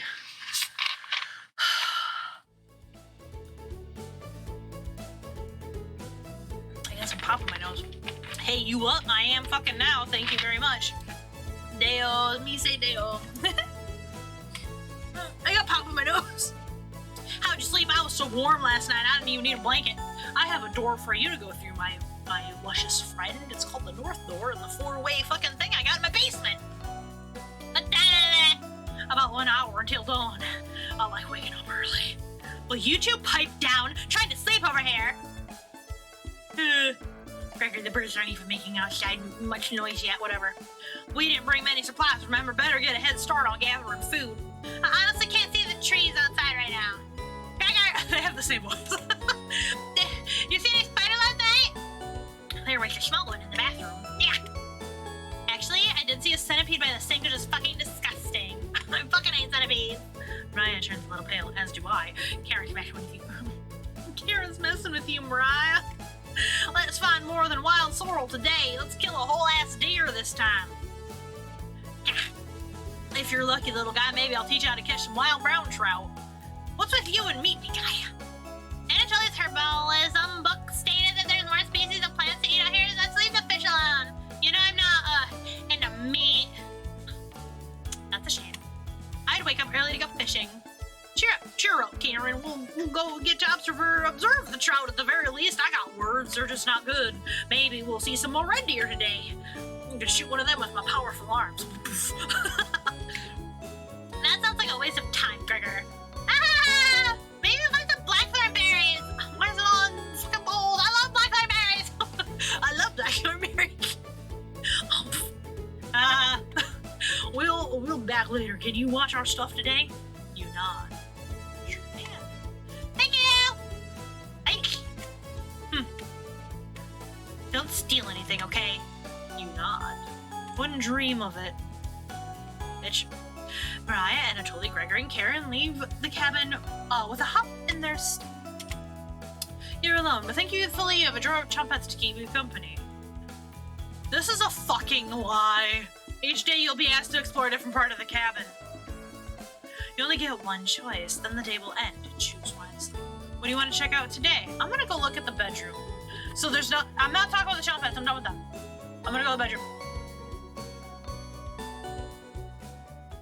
That's interesting. Karen and Anatoly kept the room pretty clean. Only one of them made their bed. Who still makes their bed? You look underneath one of them. You found some extra emergency supplies. You decide to look through them and start planning your next meal. What? I wasn't done in the bedroom! There's a whole ass plank popping up! God damn it! We're back! Fuck you, Karen! What's the plank? There's so many questions. Knock it off, Mariah. It's pretty rare to be scared of one. It's not! Who knew big guy'd be so scared of? Shut up! You don't understand. I don't think anyone understands, Gregor. It was just a merriment. Gregor, not a monster. Mariah laughed so hard that your ears ring and I want to stab her in the throat.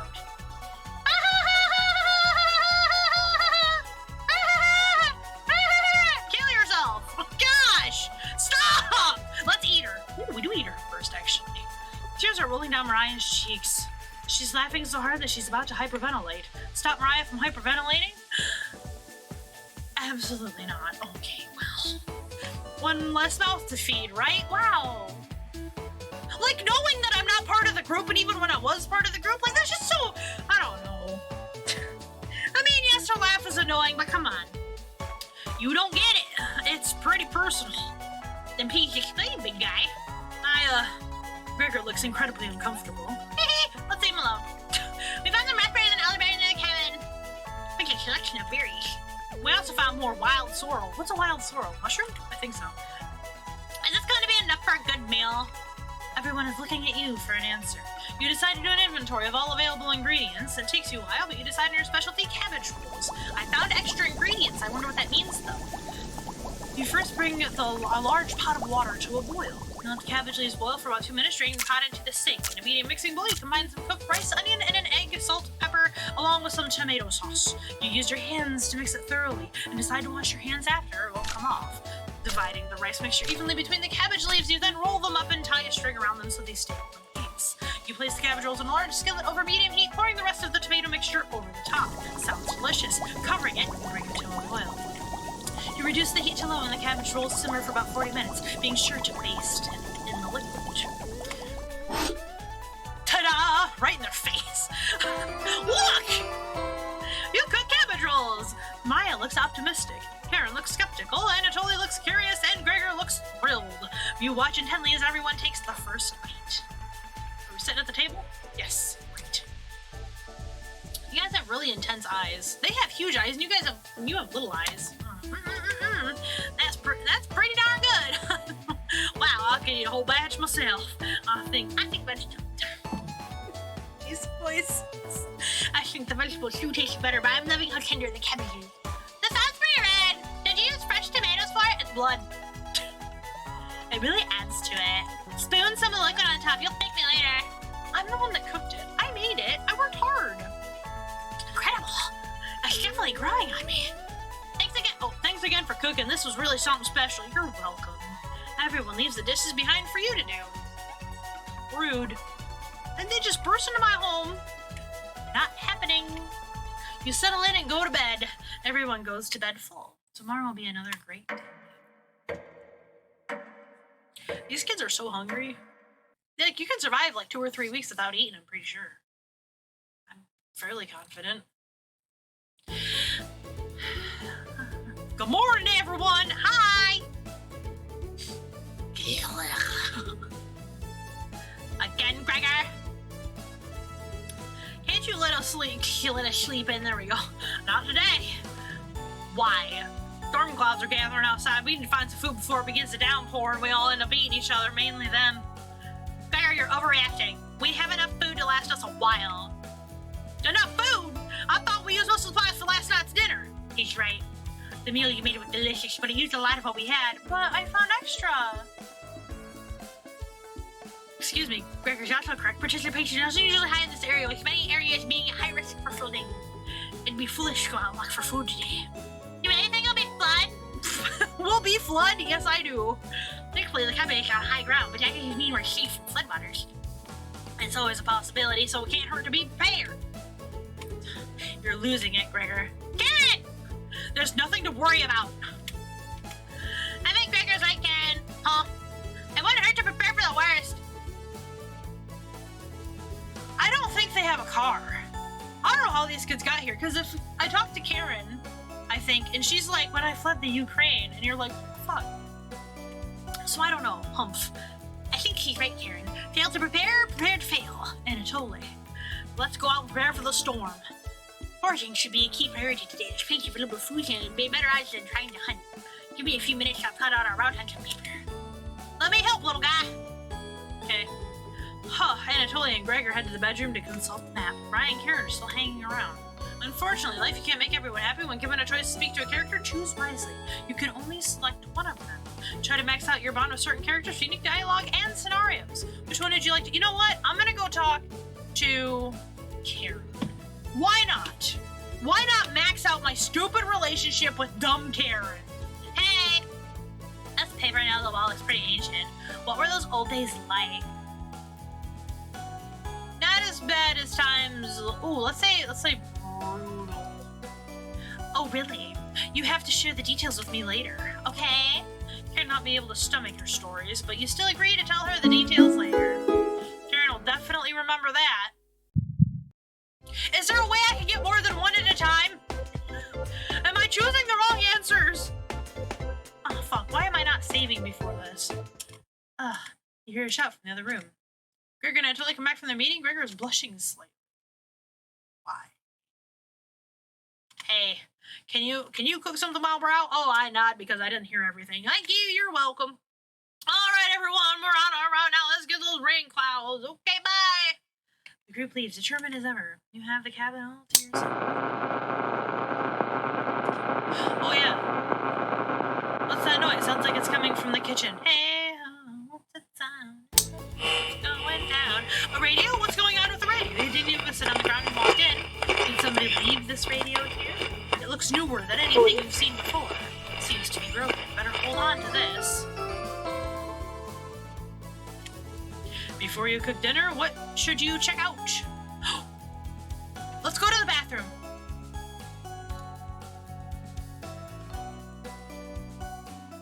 You remember an old tale about a child who said a killer's name 3 times into a mirror. What if I say my name thrice? It's a lot of dots. But you can't remember how it ended. You're too frightened to even try it. You leave the bathroom a little more scared than when you entered. Mariah's back early today. Hey, nerd. Hey. Now they're still looking for food outside. Anatoly found some more berries, but nothing that will feed all of us. Please don't tell the others, but I'm a little worried about our supplies. And crush the numbers, we don't have enough food, even with rationing glass. If there's a big storm, we get stuck here. Mariah seems disappointed in your inventory management. Oh, my inventory management skills are just fine with you. Can you try cooking a little less this evening? Eat bark, bench.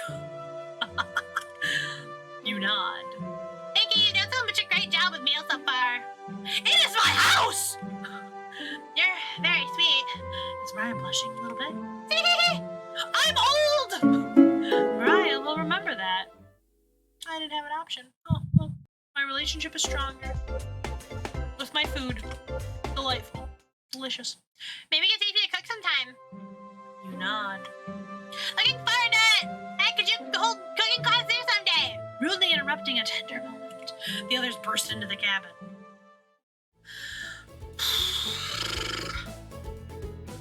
Don't be so down, everyone. We got tons of good berries. Jam is a plan without any sugar. Do you have any sugar? You shake your head sadly. Nah. Thanks. Turn that frown upside down, Karen. Who knows what tomorrow will bring? I'm not smiling for you, Gregor. You missed out. The sunset was really tremendous on our way back. Hues of orange, red, and even a little purple working out. Red sky at night, sailors delight. Red sky in the morning, sailors So we expect a sailor's delight tomorrow? That's awesome! You're such an optimist, big guy. We must have walked a few miles today. Gorgeous sights. You could even see snow on the tips of the mountains. Sounds like y'all are hungry.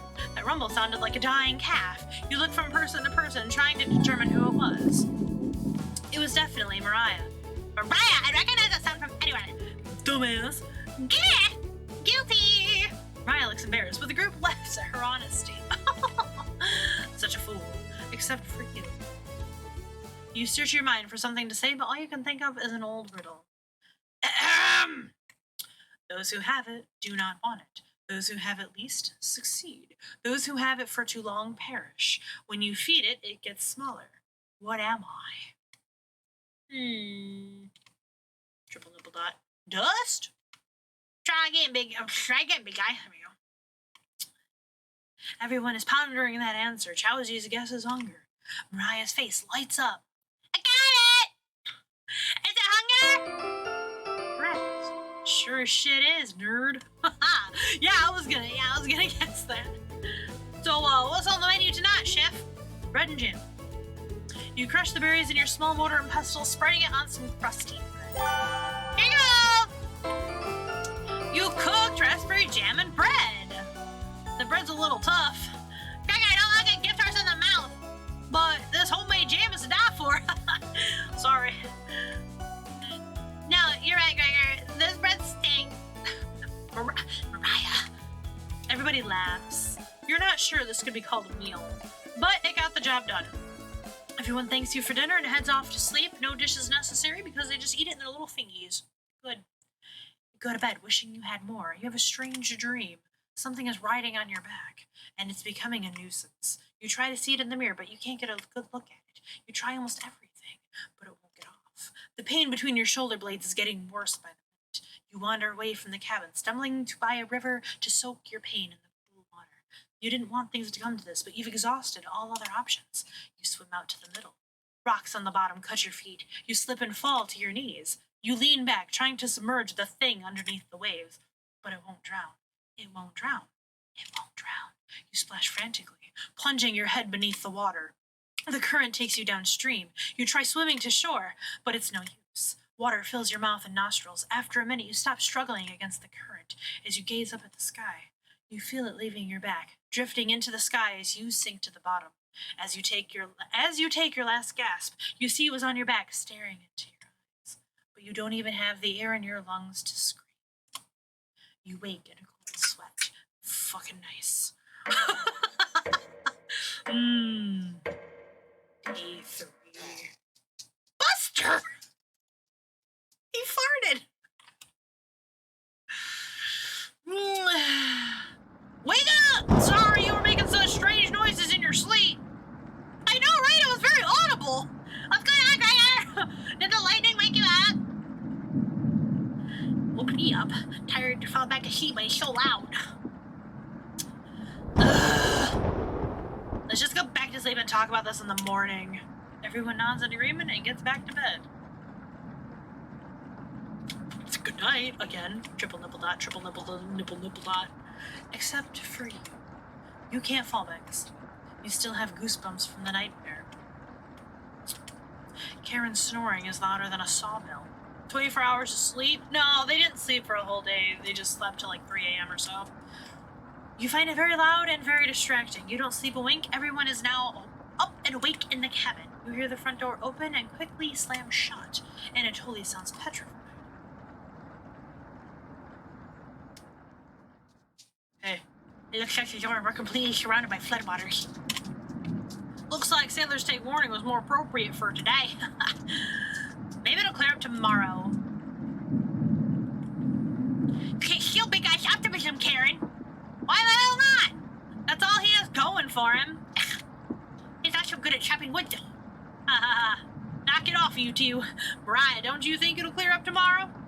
I give it a 27% chance of clearing up tomorrow. Based on what? Eat the squirrel. Right. On sports steps, I was reading about the local precipitation levels for the last 20 years in the living room.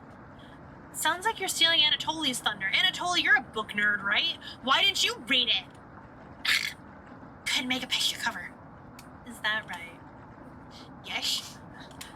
That bookshelf has some great books on artisans and crafting and natural sciences. Why let them sit there gathering dust? How do you arrive at 27% chance of it clearing up tomorrow? It's easy! Oh my god, take the time of year, multiply by a factor of... Mariah begins to explain meteorology to you. It's my fucking book. She isn't dumbing any of this down. It's similar to... Where? So the first thing you need to understand... Minutes of explanation feel like hours. You look over at Anatoly. He's listening intently to Mariah. So intently he hasn't blinked yet. You can see his eyes drying up. A tear rolls down one of his cheeks. This is brutal to watch. Mariah finally wraps up her lecture. She ends with a bow. Thanks. Nobody claps. Tough crowd. Mariah, that was awe-inspiring. You lost me a few minutes in, but it's okay. I didn't understand a word of it. Anatoly turns to you. Anyway, there's no telling how long this will last. We can't leave the cabin until these floodwaters stop. Me finding the extra stuff was just nonsense then. I know your food situation is a little tight, but I know you'll make the right decisions. I believe in you.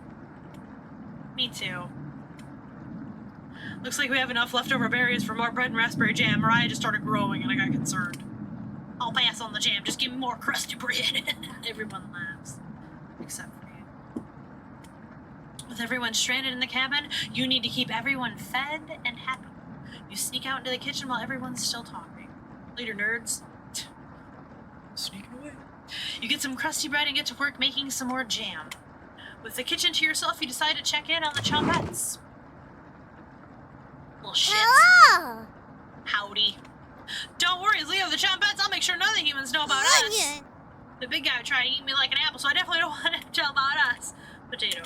Ah! Are your plans going awry? Oh, no, they are not, my good sir. Got another cornbread classic for you. Did you hear about the bread maker's bakery burning down? No? Her business is now toast. That one's been done to death. Do you know how raspberry and milk were introduced? You tell her no. Raspberry milkshake! You let out an audible groan. I laugh. No, Brett's having a good time. Did cornbread teach you that one? Nope, I wasted an entire day thinking about that terrible pun. I've got two that I thought of that are all my own. It was worth a lot of time and effort, Raspberry! Maybe you'll win the annual Trumpet Comedy Competition this year! Raspberry! Of course. Onion! Not while I'm here. I won't choke on stage this year. Isn't that every year, Brett? We still talk about that closing line, Brett. You're gonna do great this year. Anyways, don't even think of eating us if you're hungry. Trumpets stick together through thick and thin. Raspberry! Rain or shine. Feast and famine. Potato, I swear to God, read the line or I'm locking you up. Life or death. That's right! Trumpets! Move out! Bye. The Chompettes somehow manage to close the door on themselves. You bring the crusty bread and jam into the living room. I'm losing my voice. Thank God. Karen interrupts it as you bring in the food. Took you long enough, bitch! Karen looks at the two slices of bread left and mason jar of raspberry jam. There's mold on these last two slices of bread. Beggars can't be choosers, son. Daughter, lady, woman, idiot. Karen's right. What the hell's the matter with you? You grip the knife tightly in your hand. You think this is enough for 5 of us? Stab her. Show your true colors now. I wouldn't be able to take the rest of them, but I'd get revenge. Wait, we can't throw this bird away. It's all we have left. Claire's right. Anatoly, will mold spores give us food poisoning? No scientist. Sorry. Let's pick off as much mold as we can. We can't leave the floodwaters, so we'll have to last another day. Everyone grimly nods, ripping apart their piece like a pack of wolves. Bigger seems to unhinge his jaw and eat it one bite. It looks like a duck eating bread. Or a snake. Got one of those. Thanks again! Bread and jam isn't much of a meal, but it's more than we had left the Ukraine. What? Plenty of rainwater ice will at least won't die of dehydration, which is more important than dying of starvation, if I'm not mistaken, depending on the fat reserves within your body. But until it's strong enough for nobody to leave the cabin. Should clear up if we just give it a chance. Anatoly, where are you getting that information from? One of the books on the bookshelf about climate here. You're illiterate, so that's definitely a lie. I've seen him reading, little guy's been studying. I'm serious. He pretends to read those books because he wants us to think he's smart, but I can tell just by he's just staring at the page, faking it. What do you think? Okay, because I'm increasing my relationship with Karen. Don't want to be mean, but I'm gonna agree with her. I'm sorry. Heh! You're funny. I Keep pretending with those books, Anatoly. Brutal, Karen, Jesus! I found an old picture book in the living room, Anatoly. Let me know if you want it, small fry. Karen! Karen smiles at you. I guess let's call it a day. We've got 2 dicks in here. Yeah, oh, sure. I'm sorry. Everyone shuffles off to their sleeping areas. 6 minutes later. Your hair's in your armpit, woman! I'm glad you call out Anatoly's bluff. You continue to impress. It's a shame Anatoly's sleeping in the same bedroom. I should have never let him be the one to share with me. Hey, you were right, Panda. But what if it was just me and you? No. I'm sure you can study and squeeze a few novels in before bed. Is that what you call them? Is that what you call them, your novels? Because they're novelty items? Because they're fake? Ah! Found her! I figured it out. Liar. You're not. Well, we'll have to see if we can kick him out at some point, right? Oh, you'll have to tell me more about that Wait a minute. Anatomization book on the bookshelf. Really cool pictures in there. Karen looks like she has a crush on you. Let me know if you're ever free for a lesson. Whoa. I don't want to touch your lies. Okay. Karen walks away looking very happy. You are definitely sure Karen will remember that. I was gonna say, no fucking heart? I'm doing all this mean stuff to get no heart? She's such a dick! I don't want a strong relationship with Karen. But I don't want to... You get ready for bed and put a blanket on. Fuck yeah. You go to sleep very hungry. Oh, did I not get to eat no bread? At least there's no nightmare tonight. That's good. Thumbs up. How are you doing? Oh, you don't dream the entire night, but you sleep through everyone waking up. I'm a sleepy boy. Or woman. I assume boy. And that's how fast a deer could run if it's startled. Whoa. Incredible. Impressive. Yawn. I wish we had a deer here. With your food getting a little restless, I should skip to lazy meal. No! It's only for one day. No shit. Various cultures and religions are practicing throughout history. Not this culture. That doesn't make us feel any better, Anatoly. But should we have our food with our ration properly? Anatoly leaves, mumbling to himself. So passive-aggressive of him. Okay, and everyone's gone. Everyone goes into a separate area.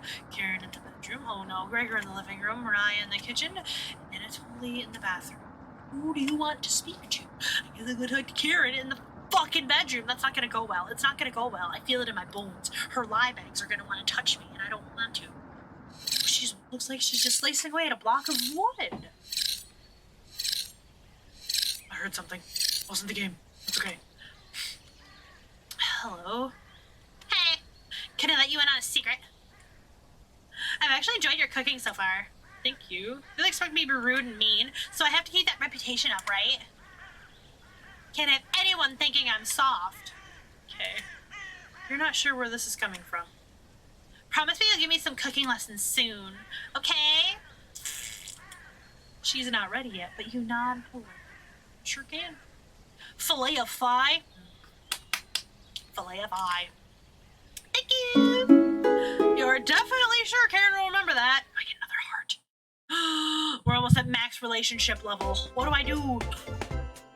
Oh, I've never been so relationshiped.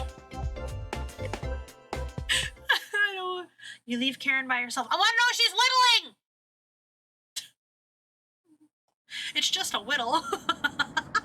Everyone looks pretty down this evening. Wish the rain would just freaking stop. You're all doing great. We must almost be the end of this nightmare. I'm so hungry. Me too. You are too. You wish everyone a good night and get ready for bed. I think that was my tum-tum. You go to bed with a growling stomach. Nipple dots. More nipple dots. Whoa. You have a strange dream. A boy is yelling at you in the kitchen. You keep telling him to lie down on the tray, but he keeps shaking his head, calling you names. So you do it. You lie down on the tray and make your body flat as a board. You show him how it's done. His anger turns to courage, and he pushes you into the oven. As the stench of burning hair fills your lungs, you see him sneering back at you. You wake in a cold sweat. Fuck you, kid. Day 4. Oh, but we're almost back to relationship. Come on, dude. Relationship me. I'm gonna figure this out. Swear to God, please. Everyone seems to be sleeping in later than normal. It's still dark outside, so I don't see why that's an issue. Their stomachs must have kept them awake all night. The rain is still pouring outside. You can barely make out the trees from the windows. Cool. You hear stirring of blankets, arms, and legs. Mariah looks petrified. I couldn't sleep. And until he has bags under his eyes. This storm is too loud, and so's my stomach. Karen looks out of it. Oh, dear. The cabinet creaking so much last night it sounded alive. Gregor looks a little gaunt. And I got a good look out the window. And? Couldn't see anything due to the rain. Great observation, Gregor.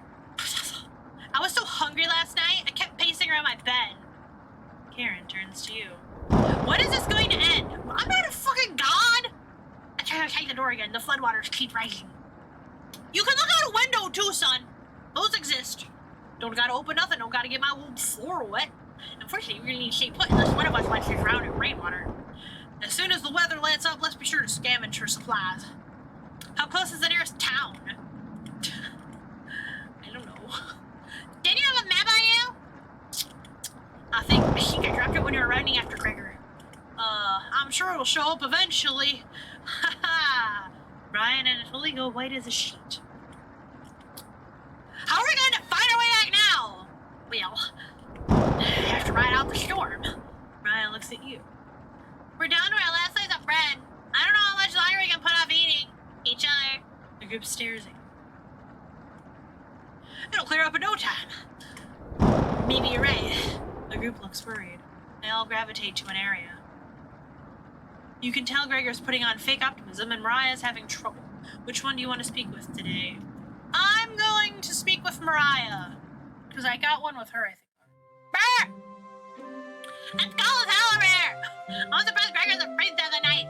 How did he do it? You explained to Mariah how the size of a person and fat content determine how warm they are naturally. Yeah. Wish I was as big as Gregor. But to be honest, I don't need to be that tall to make a difference in the world. Do you know what he wanted to do for a career? Mariah does her best Gregor impression. Sweat far away and gaze at the stars. How boring is that? Depends on the person, but pretty boring. You're so funny. Thanks for coming in and chatting with me. Mariah blushes a little. You make it easier to pass the time. Thank you. You're pretty sure Mariah will remember that. Now we have I'm being relationship yet again. Oh no, a relationship struggle. You thank her and leave the bedroom. We're in a bedroom? Leave for the bedroom? I don't know. You call everyone together. They all look grim. You could cut the tension in the room with a knife, which I have several of. Everyone is staring at you. I can fucking tell. They're expecting that last piece of bread for dinner. You bring it out. Everyone cannot take their eyes off of it. You instruct everyone to take a pinch, and slowly all 5 of you tear it apart like a wishbone. Everyone studies their piece of bread carefully, wondering how long it will last. Not very, because they're all piggies. Triple nipple dot. Karen is the first to eat hers. Squirrel me. Well, where is a squirrel? Karen is the first to eat hers. She chews each bite a few hundred times before swallowing. Anatoly chews it cautiously, opening his mouth once he finishes each bite. Mariah nibbles on it silently, eyes wide, moving from person to person. And Gregor. Gregor just pops in his mouth like a cherry. He's a glutton. Glutton for punishment. It was gone in an instant. Like a duck eating some bread. The group thanks you awkwardly. It's not much, but you've run out of options. You wish everyone a good night and get ready for bed. You go to bed starving. I eat mine like a cannibal does. Not at all. Throw it aside, stare at them, watch them eat. Watch them fill their tiny little tummies.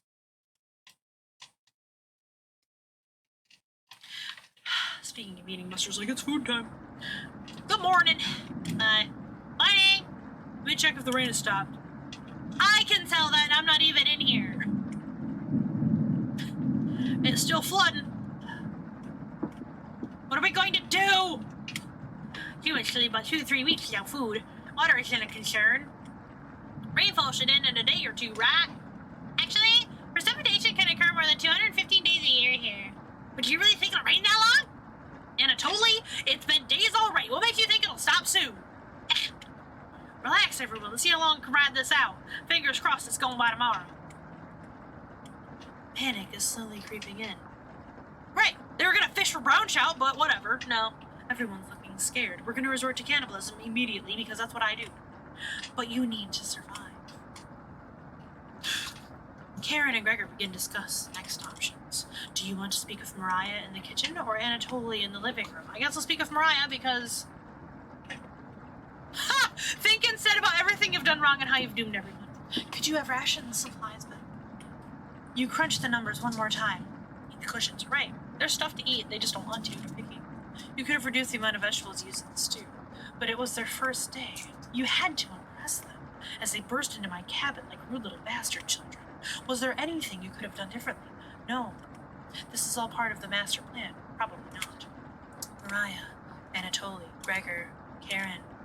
You wonder if they're upset with you. Could possibly.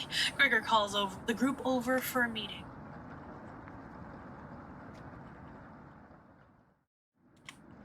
I don't think any of us can take this much longer. It's been like a day. Gregor's voice starts to crack. I don't want to ask this, but it's time. One of us needs to go outside and search for food. Everyone is silent. I'll go. Mariah. I used to swim all the time near my house, so I probably have the best chance of swimming through the floodwaters. No! Let me go instead. Go together. You don't have very far if anything happens to your you won't get very far if anything happens to your glasses, Anatoly. You're blind as a mother, remember? That's true, but little guy, let me go. Gregor, sounds good to me. Karen! His arms are definitely the longest, so he'd probably be the best at climbing trees out of all of us because that's the option instead of swimming.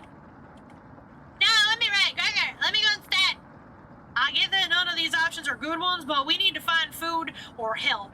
They're not using my wooden house as a raft for freedom. They can suck it and die and let me eat them. Gregor grabs a branch from the wood pile. He cuts it into different measurements. Since we can't come to a consensus, let's draw for it. What are we drawing? What are we drawing a picture of? We'll each pick from my hand. And the shortest will go outside and search for food. You're not worried about drawing. You saw Gregor cut the branch length, so you can tell which is the biggest of the bunch. You pick it. You watch the others intently. Will it be Gregor? Anatoly? Karen? Will it be... Looks like I got the shortest. And you are the shortest, look at that. That means I'm the biggest. Mariah. It's okay. I got this. I watched Anatoly forage earlier. So I know what to look for. Don't worry about it. I'll just swim underneath and get them all. It's good. They're not drowned and dead. Just swim until you find high ground, then scout the area for us. Maybe I'll find a fish out there. Everyone looks horrible. Karen, Anatoly, and Gregor, I'll keep us alive. Never mind fucking me! My own house! Dick. Sea monster. She is a sea monster. I promise! She promised. Everyone watches as Mariah leaves the cabin. The silence is deafening. Goodbye! Don't come for me! I'll be in the basement if you need me. The door shuts behind her. You can faintly hear her yell about how cold the water is, and then silenced. Mariah has left the cabin. I'm sure I'll see her again. Oh my fucking god, it's not the end of the world, idiots. The rest of the group nods. Everyone stands up. Waiting. The sun has completely set. One by one, each person quietly shuffles off to bed. You get ready for bed and easily pass out. You have a strange dream. Two women in front of you could be twins. One of them you recognize, the other is a guest. You ask the guest to sit on a shovel, and then you try pushing it into the oven. Her legs are so strong, you can't get her into the oven. You curse at her repeatedly. Like this, you hiss. You stretch out your legs until your toes are almost sticking in the coals. You feel 4 hands on your shoulders, and both push you in. The familiar smell of smoke and burning hair cause you to throw up on some of the embers. You can't let it end like this. You rip the metal door off the oven, tearing through the wood logs of the cabin. Screaming, you chase the two through the woods. Your burns chill with the wind. The guest looks behind her, and her eyes widen when she sees you. She's terrified. Your fury rips the trees out by the roots, soil from the ground, rocks from their pit. You've never been this angry in your entire life. Their stamina can't last forever. You're gaining on them. I didn't think about Hansel and Gretel. As you trample through a field of wheat, the guest throws a piece of cloth behind her. You catch the glint of it in the sun. Golden. As if by magic, the earth splits in front of you, creating a chasm of fire below. You fall into the pit, screaming as your eyes begin to sizzle from the heat. Hellfire fills your lungs. You're unable to scream anymore. You wake in a sweat. I didn't think of the Hansel and Gretel witch. What? I think about that. Maybe this is like an extension of that. It's just a cannibal. Day 7. Well, he's sobbing. Good morning. Do you think she made it to higher ground? Leave Mariah. Yeah, me too, I guess. She'll be fine. Right, little guy? So what do we do now? Just wait? Karen? How long? It's been almost a day since she left. Anatoly and Gregor look nervous. Someone needs to go look for her. We need to wait, Karen. Wait for what? Wait to die? Dear town is miles and miles away, even though I lost my map. Waiting is all we can do for now. So it could be days before she gets back? What are we supposed to do? We're supposed to eat mice? I've got a dead one in my pocket that I saved for the cover. Remember? Karen, I'm sure Anatoly will agree, but we'll discuss next options when we get to it. Every waking thought is about food now. I never should have eaten that much. Karen's hands are involuntarily shaking. Gregor and Anatoly does nod in agreement. They don't even need her to elaborate. You're sure Mariah will make it back. She promised. Everyone retreats to their areas. What do you want to do today? I'm going to go talk with Karen again in the bedroom, which is super fucking weird and I hate it, but this will give me the last heart. Relationship stats up there. Whoa, what? There's a... Did you see? I don't know if I can make this go away. Hey. That's a quick save. What's this do? I don't know, probably takes me to the title screen. What's this? Son of a... You can't see it, no! Look at the bone! Did you see it? Did you see it? In that fucking blank? This bone, I saw it. She's gonna be my wife, we're gonna eat people together. Hey, you don't have to lie to me. I know Mariah's not coming back. I don't know where she came up with her being the best swimmer. I guess the only one that would know would be Anatoly. Last summer, Anatoly watched her swim from the shore like a pervert. He could have been a lifeguard, such a good swimmer. She never went under, but if she did, he would have pulled her out easily. Why would she lie about something like that? She knows. Karen seems deep in thought. Maybe it's better to leave her alone. You close the door softly. Oh, my relationship stats. Son of a bitch. I can't stop thinking about that vegetable stew. I've been fine with the bread and jam. I've been fine with the strawberries. Nobody else laughs. I would kill for some vegetables right about now. You would too. I'm gonna try to get some sleep. Good night, bud. Good night. Not. Man, what about my last heart? You fall asleep quickly, but you only dream about desecrating herbs. Make it a cold sweat in a completely different room.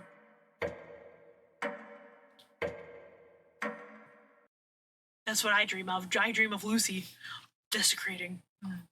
Technically a crime. That's a crime. Desecrating a corpse. That's a crime. That's a crime. That's a crime. Good morning. Karen's looking worse. Will you cook for the group today? Well, I don't have a choice. I guess we're gonna cook.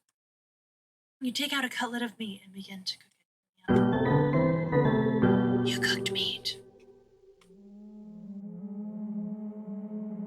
The homes of the dead. Where did you get that? You ignore Karen's question. What's the smell? Gregor finally gets off the couch.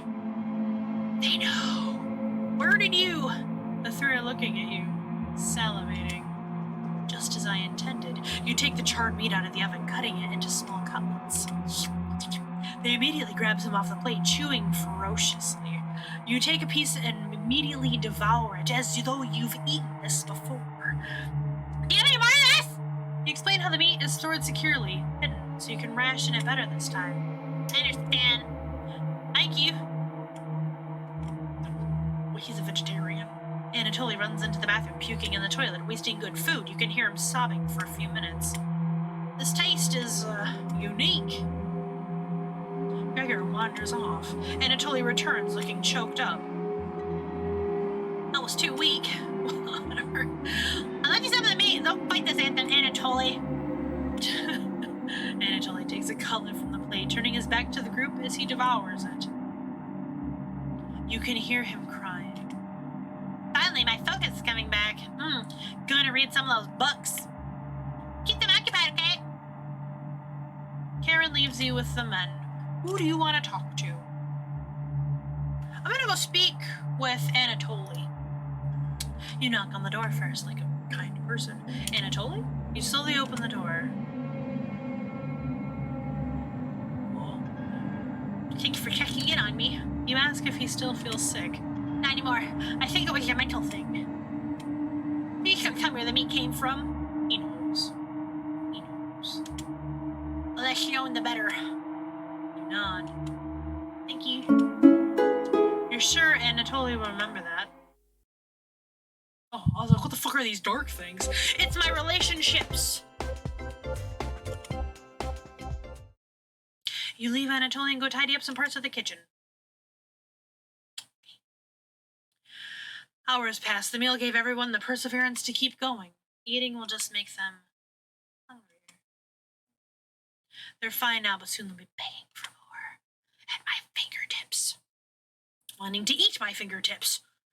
We've waited long enough. What's for dinner? You calmly explain that you want to ration the meat better this time, and there will be no dinner. Fine. I understand. I guess I'd rather eat tomorrow than more today. No arguments? Perfect. I know we've been here before. Everyone decides to call it an early night. You fall asleep instantly tonight. Not a hunger pang in sight. You have a strange dream. You're having dinner with a blacksmith. He's not touching his food. The only light in the room comes from the oven. He clears his throat, stroking his beard. I can forge anything, he says. Your eye's been giving you issues lately, so you reply. Forge me a new eye, then. You laugh. But then the ropes come out. He ties you to a chair with a long rope to prevent you from struggling. You rip the rope apart without even trying, so the blacksmith uses a thicker rope. No turning back now. He takes a hot poker out of the coals. Holding it in front of his face, you can see his beard and his eyes watching you. He slowly brings back the poker, aiming carefully for your eye, before plunging it through your skull with a sickening crunch. The force of the blow throws you backwards to a few feet. You're unable to break the ropes. You won't. You vomit all over your chest as the smell of your decimated eye floods your nostrils. The blacksmith stands over you, spitting on your body. You wake in a cold sweat. I went through that one a little bit because I think we already read that one today. I don't know, Hansel and Gretel Witch, though. I'm still stuck on that. That's maybe. It's been a while. 17 something. You wake up to see Gregor looking out the window. He turns to you, not smiling. Take a look out the window. Do you notice anything? No. The floodwaters have receded a bit, but everyone's still down to the cabin. The trail has been completely visible. It's gone now. Okay. Good morning, big guy. Will Mariah make it back? Oh, come on, dude. She might sound a little crazy, but every night around 2 a.m. I can hear her outside. She makes this awful gurgling noise, like she's trying to get water out of her lungs. Have you heard her, Gregor? Sometimes when the rain gets faint, I think I can hear her whispering. I haven't heard anything like that. She's whispering? It's like she's trying to tell you something, right? Yes! Yes, it is. Just like that. I sometimes hear her crying through the radio, but just a broadcast. Right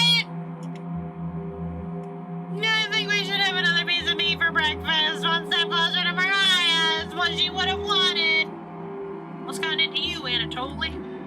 Anatoly's eyes look at you, begging, bring us another slab, please. He clearly doesn't have the stomach for it.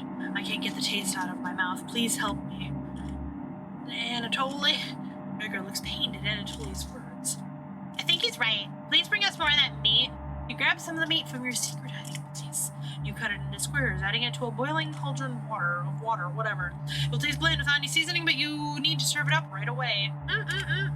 What's taking so long? Boil it faster. It looks almost done. Have some patience. Smack out, little guy. It's finally finished. You serve the meat in bowls, schüssels, if you will, as I stated before. Gregor drinks the broth first before swallowing the chunks whole, like a duck does when eating bread, and it totally creates ripples in the broth using a spoon. He's an idiot. I'm sorry about earlier when I don't know what overtook me. Mariah. Anatoly begins to weep, just as I like to see. You look over to Karen. You didn't notice her even start to eat. There's just an empty bowl now. I just want to get 100%. 100% relationships. Karen is staring right at you. How much more meat is left? You explain how most of it has gone bad. This is the last of it. How could you be so careless again? You remember Karen's knife. You need to think fast. What the hell are we supposed to do now? Wait around again? The story isn't ending. You clear your throat. Anatoly? Yes. I think tomorrow you should look for Mariah. Or forage for plants outside. I think you should go tomorrow, little guy. Nobody else can identify edible plants like you. Please, Anatoly. You can swim back after a few hours. Gregor's right, Anatoly. Maybe you'll find Mariah out there. Mariah's fine by herself. He still hasn't accepted what happened. She doesn't need anyone's help. But we need your help, Anatoly. That's right, Anatoly. Please help us. We're so hungry. Let me feed you. Okay? No problem, little guy. Harumph. Everyone shuffles off to their rooms, reading books and knitting to pass the time. Go to bed ravenous. Mariah. Something is approaching. Hey! Sup, Onion? Sup, Unknown? Unknown? Don't be a baby, it's just me. Hooray! Onion!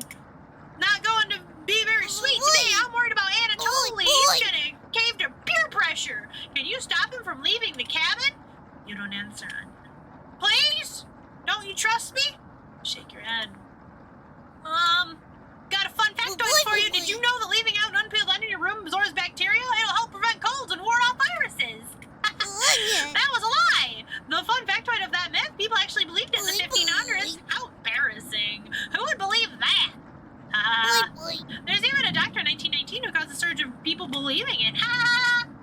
Anyways, you know what smells like raw onion left in a room? You! It's been a while since your last bath, right? You can't remember. Could smell you before I even came in the room. Yikes! So can you stop Anatoly from leaving? I know he has a cabin fever, but this is ridiculous. It will be impossible to stop a grown man from leaving. I am but a feeble old person. Please? We don't need another one stopping always, tapping on the windows, crying through the radio. You have the sudden urge to scream. Why do you think I've been using the mouse holes to get around? Scared to death and I'll run into her. Don't make me tattle the cabbage about you. She can be as mean as potato if you get on her bad side. Onion. Just kidding. She's great. Anyways, when the time comes, just tell Anatoly you care about him. Don't want him to leave, even if it's for me, okay? You can trust me.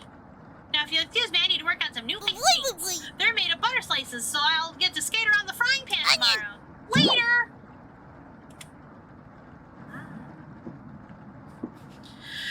Your mind finally manages to forget everything that happened. You fall asleep again, still ravenous. Day 10. Day EO. You have a strange dream. A fox is collecting payment in your living room. You despise him, so you put 2 dogs at the bottom of a sack and then add 6 chickens on top. The fox smiles at you and leaves. At some point in his journey, the fox will eventually open the sack, and the dogs will tear the fox in half. Filled with such loathing for the fox, you gave him the only things you had for food, all of those chickens. As the snow piles up outside, you begin to eat whatever you can find. Pillowcases, candles, leather. One day you wake up and you have nothing left to eat. Absolutely nothing. Just an insatiable hunger. A few days later, you go mad and leave the cabin. completely ravenous. A nearby tree looks like charred meat. Your iron teeth cut through the tree bark, tearing your gums apart by splinters. Your mouth fills quickly with blood. Days later, a deer gallops by, the first creature in the woods to see your corpse. You wake in a cold sweat. Foreshadowing. Something smells terrible in the living room. Someone puked in a corner. You wipe it up with a rag to save them the embarrassment. I didn't last time, remember? Hey, nerds. Good morning. Good morning, little guy. Well, Anatoly, what's your decision? Barely slept last night. Her whispers came through one of the holes in the floor. She kept telling me to come outside. We don't want to rush you, but one of us puked last night. So that's what the smell was. Anatoly, my patience is wearing thin. You have 1 hour to make a decision. Why so quickly?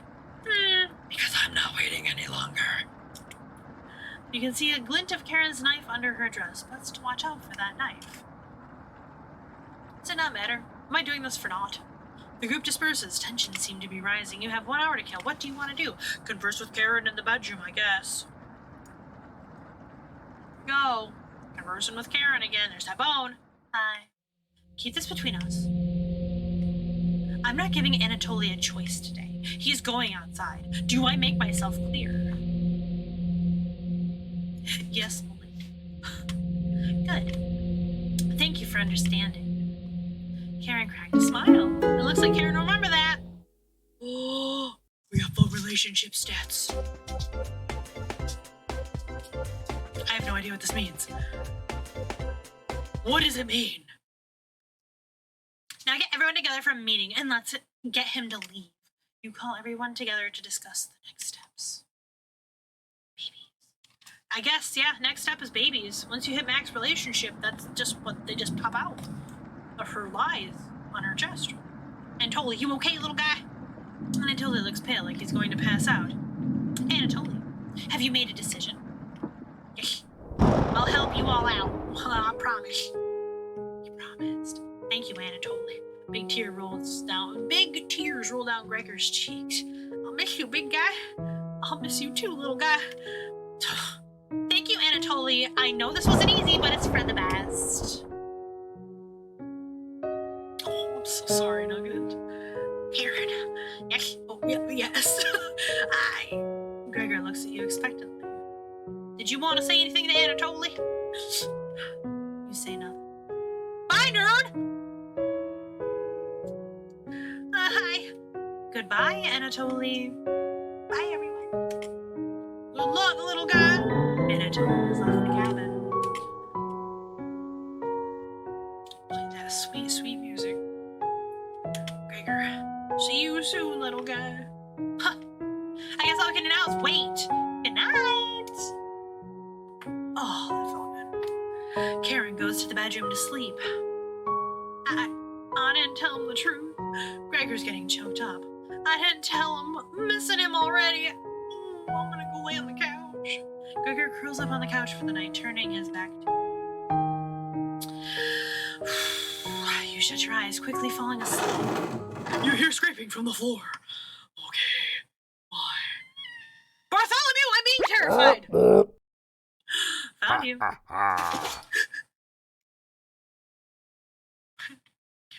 You explain how this isn't a good time right now. This is no laughing matter. I'm worried about Gregor. He's as tall as a tree, but as dumb as a brick. What's the root of that? Oh, bread. Another cornbread classic. You're being very unpopular right now. That's a tree reference. Get it? Bread. Anyways, you need to protect Gregor from the red-haired woman. I've got max relationship with her. Cabbage called emergency chompette meeting and told me to give you this mission.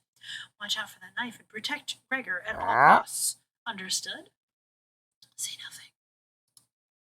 You're not fooling anybody with that act. You've never had a hearing loss. Let's go with nonverbal answer, right? Protect Gregor at all costs. You're fooling nobody with that act. You're gonna hear losses. Protect Gregor at all costs. Does everyone look like a snack to you? Yeah.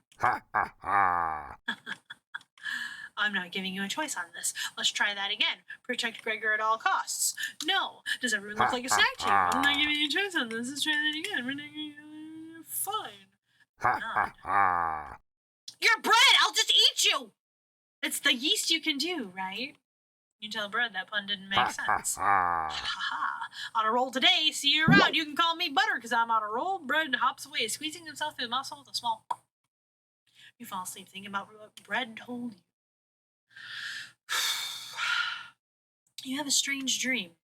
It's lying on the table in front of you. You take off the glasses first, partially correct, and set them down next to the workbench. Working the saw, you wrap cuts in an old newspaper. Some of it gets soggy immediately, so you begin drying the cuts with a towel before wrapping. Much better. You hear something approaching, so you clench your fist and get ready to strike whatever's coming for you.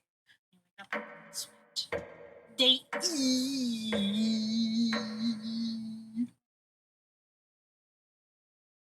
I hope everyone's enjoying the story so far.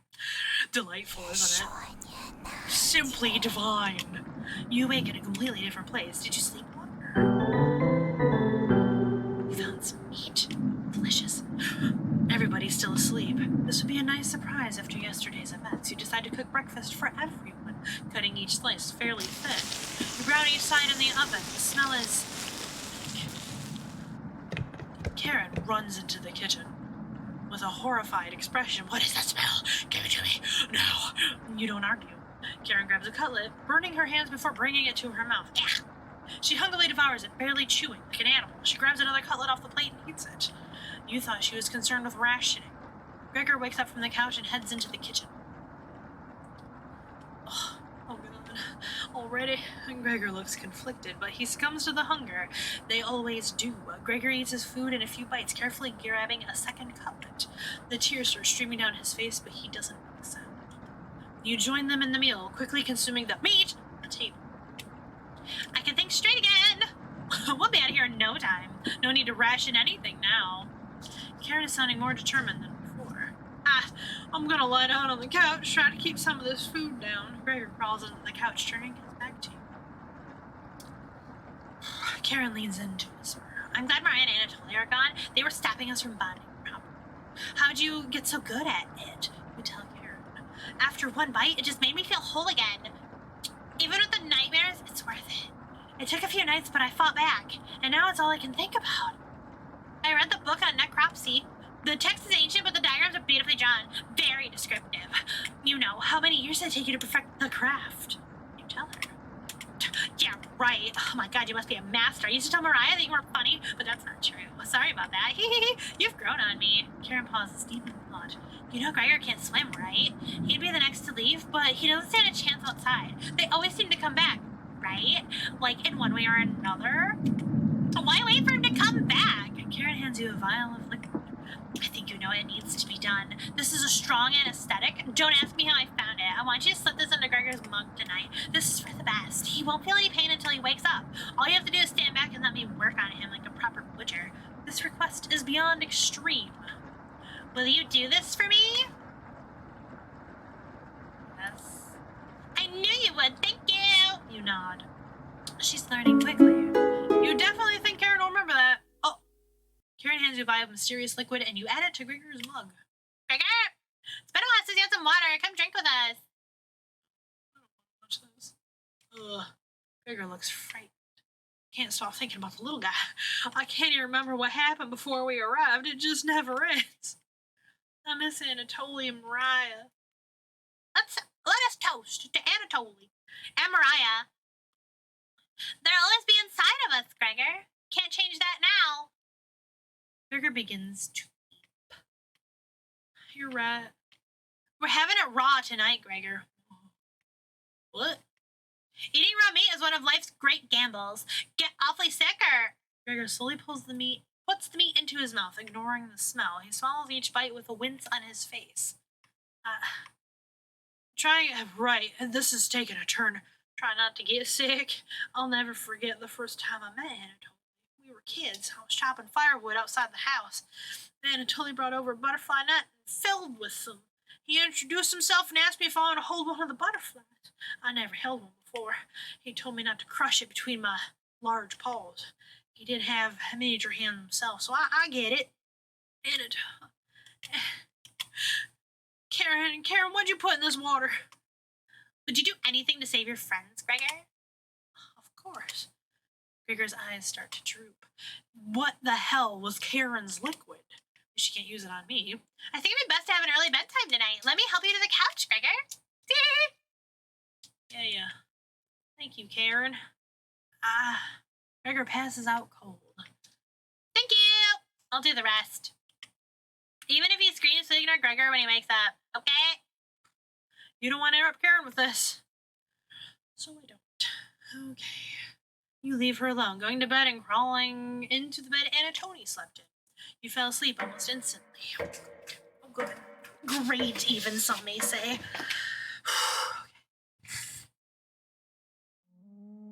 Wake up, sleepyhead! Please have a normal face. Please have a normal face. Oh, thank God. You were having a nightmare. Thanks for letting me practice last night. I think I did a great job. Made us some breakfast this morning to celebrate. Breakfast with what? Oh, hope that was me. That's a surprise! Greg already finished his. Took a few hours, but he gazed. I will hydrate before I dehydrate for sure. I'm running out of voice. Come on, let me show you.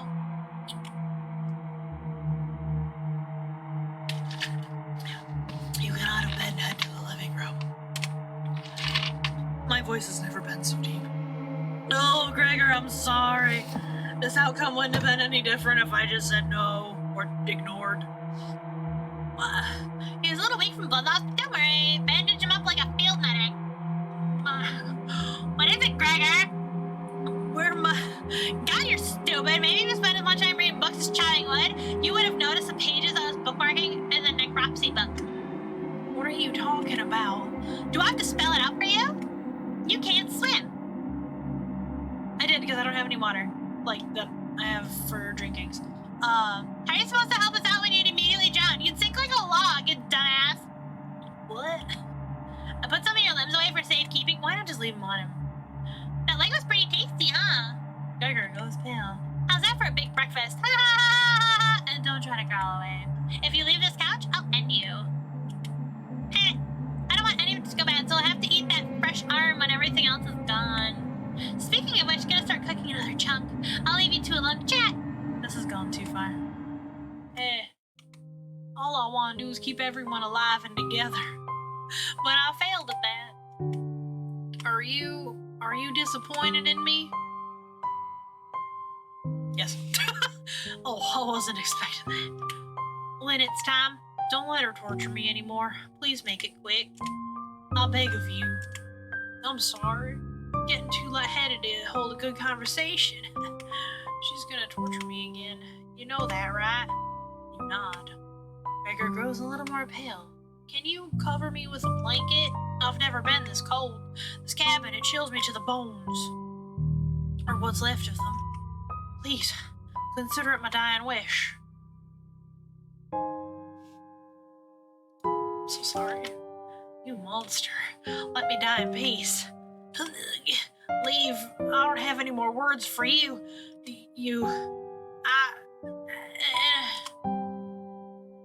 Sorry, dude. No, I'm sorry. I'm just trying to change the story, my guy. I'm sorry.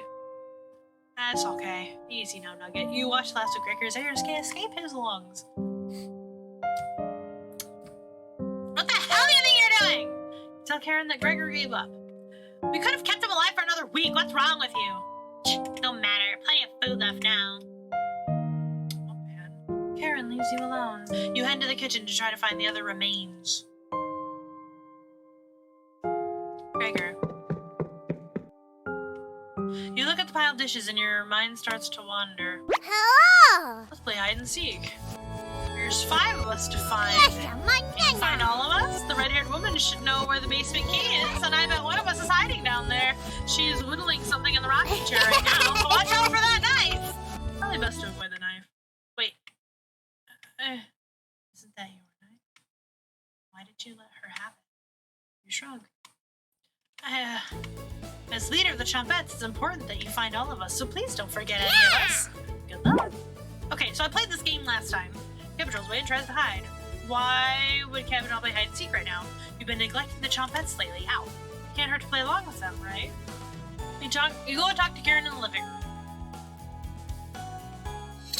Looks like Karen's just slicing away at a block of wood. Gregor's made him a starter for safekeeping. Scrap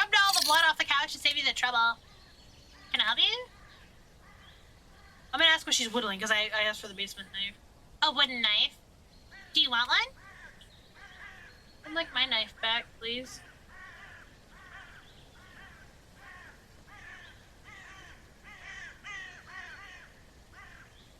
I'd like my knife back. Oh yeah? I picked it up the first day you said nothing. Karen looks pleased with herself. She's too happy right now. Keep the knife. Aren't you sweet? Now I can make cutlets for tonight. The basement key should be somewhere in the kitchen. At least I think that's where you put it last. Thank Karen and head to the kitchen. Want my knife back? I don't think it's possible. Thankfully, there's not too many places for Cabbage to hide. Where did you want to check first? The cupboards. More empty cupboards. There would have been great places to store spare meat. Cupboards. You completely missed underneath the sink. On the left side, the letter L is engraved. Who wrote this? You completely missed under the sink. L. Okay. I didn't know that one. Behind the wood pile, you need to find Cabbage. You notice engraving on the cabin walls an X in the center. Is there treasure here?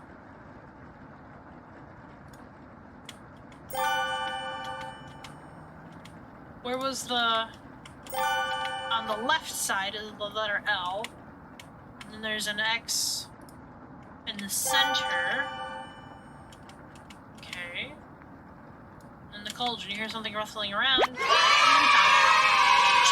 Hey, cabbage! Well done! As leaders of Jumpets getting through mouthfuls, the chore. Can't find any Jumpets to push me through, though. So I guess you'll have to help me out. 4 Jumpets to go. I don't want to play hide and seek anymore. Cabbage! What are you talking about? You can't just not play hide and seek. Are you sure? Yes, no more hide and seek. Cabbage! Right. Key is in the oven. Ashes. Grab it. Thank you. That's the room where we found Potato. Check behind the cauldron for the other one. Guessing that one will come in handy. Jumpets! Game is over. Come on out. Onion! What happened? Quit already? I squeezed through a mouse hole. It took an hour to pop out. Raspberry! Didn't think we'd all show up, huh? Not accurate, Raspberry. We're missing Potato! No, this is the original Jumpets. Raspberry's right. Let Potato sit in the basement. He's got company down there to keep him busy. That's enough bread. Bye. All the Jumpets are now clinging to your back. Don't worry about us falling. Just finish this. Perfect. The basement entrance. You've seen the door thousands of times. You hear Karen creeping up behind you. Found you. You can see the knife on the corner of Karen's dress. I don't know if I can wait any longer. Okay. Oh, is this... Oh no, not a loving embrace! Karen drops the knife to the floor, walking over to hold you in a loving embrace! I can't wait any longer to tell you that I love you. Karen looks into your eyes laughing as she says it again. I love you. For the first time in ages, a genuine smile appears on your aged face because you're old. It was Karen all along. Your soulmate has finally been found. Beast! Okay, so Beast, I don't know how much you've seen.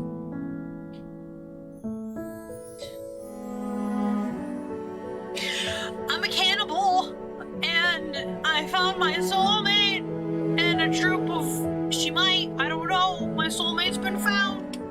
You create a new life together, devouring hundreds of men, women, and children. We don't, what's the word I'm looking for?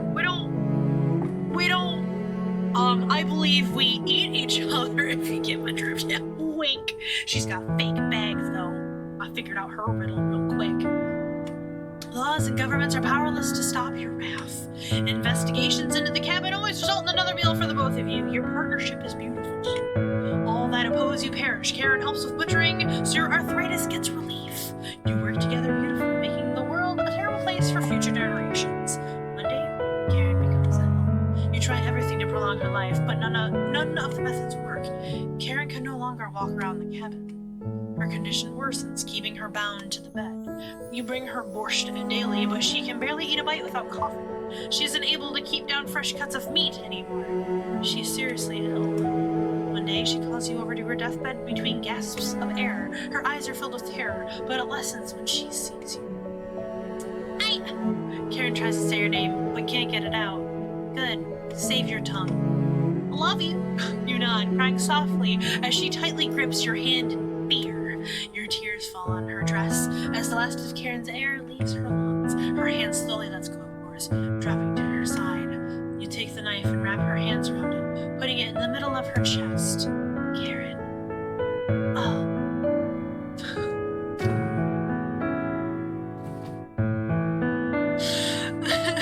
Is this what I need for my arthritis? I guess so. If you become a cannibal, you find true love. So I'm one step there. You were a true cooking champion. I just got the achievement. Joke's on you. I'll tell you a story, but do you promise not to laugh? Sure. I almost died when I was 6. It was probably the coldest winter on record. My parents and I were snowed in. At first, they had enough wood, but that ran out. My father, before their wedding day, he chopped down one of the biggest trees in the forest. He spent months whittling it down, cutting the pieces carefully, measuring the armrests so they fit perfectly, sanding it down so not even a splinter could come out. He named it Mother's Chair. And every Saturday he washed her feet while she sat in it, whistling a tune his grandmother taught him. Looking deep in her eyes as he rubbed her ankles, took him weeks of working on it in secret. He was hyperventilating while he dismantled it. Each heavy breath was a foggy cloud. His tears were freezing to his cheeks. The fire only lasted 2 days. And later the frostbite turned his fingertips completely black. He cried almost as hard over his fingers as he did the chair. After a while, when the food was running out, he began to search every inch of our cabin, but he finally found what he was looking for. A little mouse. Holding it, wiggling in his hands must have been painful. Between wincing, he divided it in 2. One piece for me and one for my mother. How's that for a big breakfast? His corpse was the first I ever saw that was frozen solid. Thank you for listening.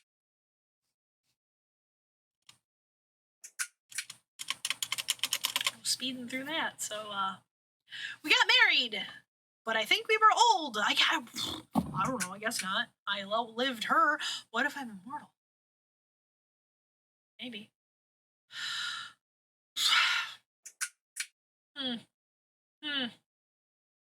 New ending. It is a new ending. It's a new day. A new day. A new ending. So I wonder if I can get max relationships with all. I must be able to. Huh. So I wonder if the dreams that you have tie into, like, each of the people, maybe? Because they all, like, maybe have cannibal tendencies or something? I'm gonna have to play this further. I'm gonna have to get more endings. It's like a dating... Yeah. Cannibals.com, I guess. Why are they here? Why? Get out of my house!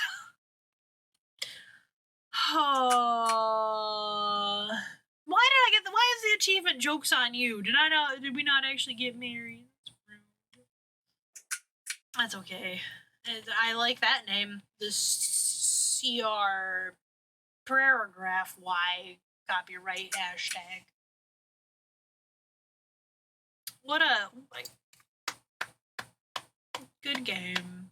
GG, I guess. She got me. We got married. I really thought she was gonna kill me. Huh. Just gotta do what she says, I guess. But huh. I don't know. I like this game. It's definitely not what I thought it was. I really like it. Wowzers. I need to start getting all my relationships up with everyone.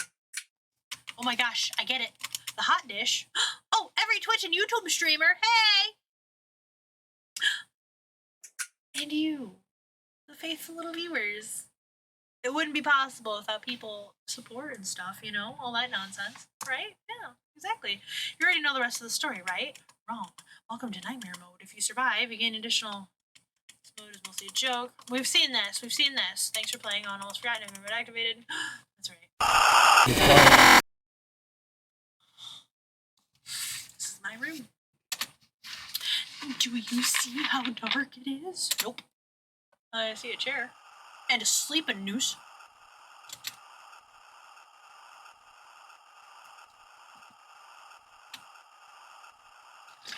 And, no, bitch!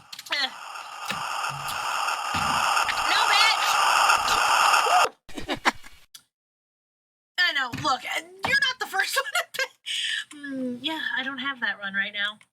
Because I don't have whatchamacallit. Hold up. I haven't done this for a hot second. Let's go save here. Yes. And yeah, I don't have any of the water stuff right now that I want to drink. I could, but I don't want to.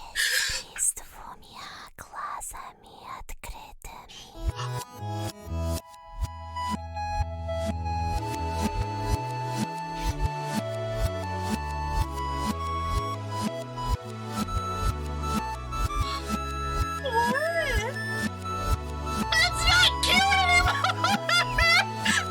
Oh, come on, no!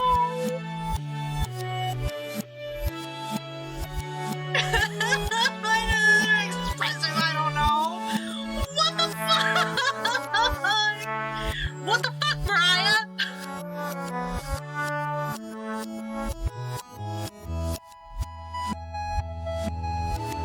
I just wanted to be friendly again. What's in our extras?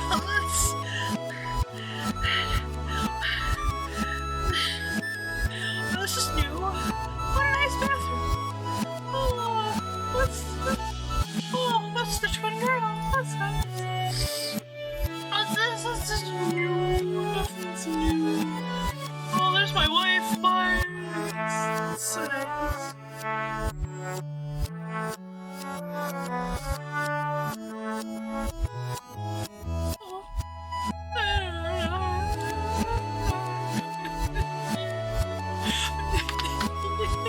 What do you want me to say? Oh, my cheeks hurt. You know what? Let's go away from that. I'm gonna go away from it. You guys can keep watching, and I've got 21 achievements. Apparently I haven't finished the dream yet. Oh my lord. What did the most recent one I got was, excuse me? I don't remember. It was Joke's on You, see the secret ending. But you can get max relationship with all of them.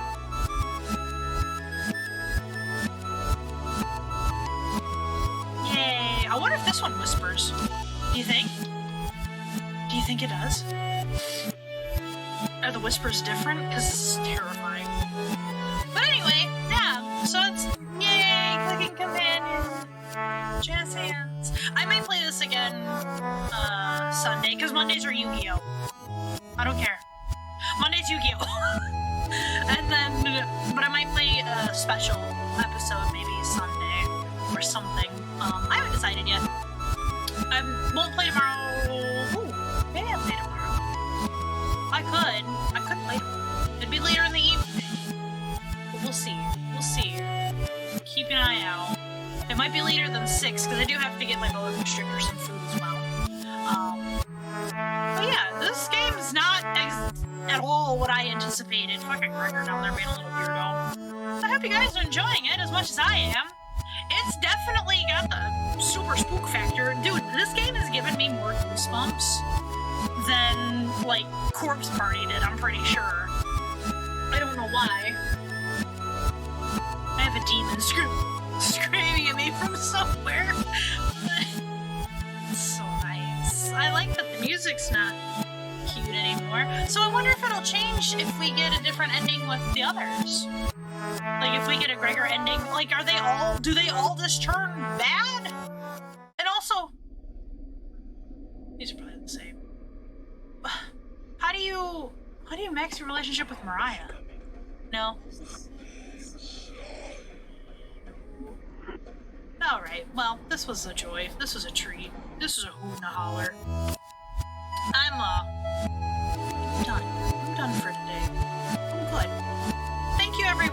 coming and watching me in this descent of madness.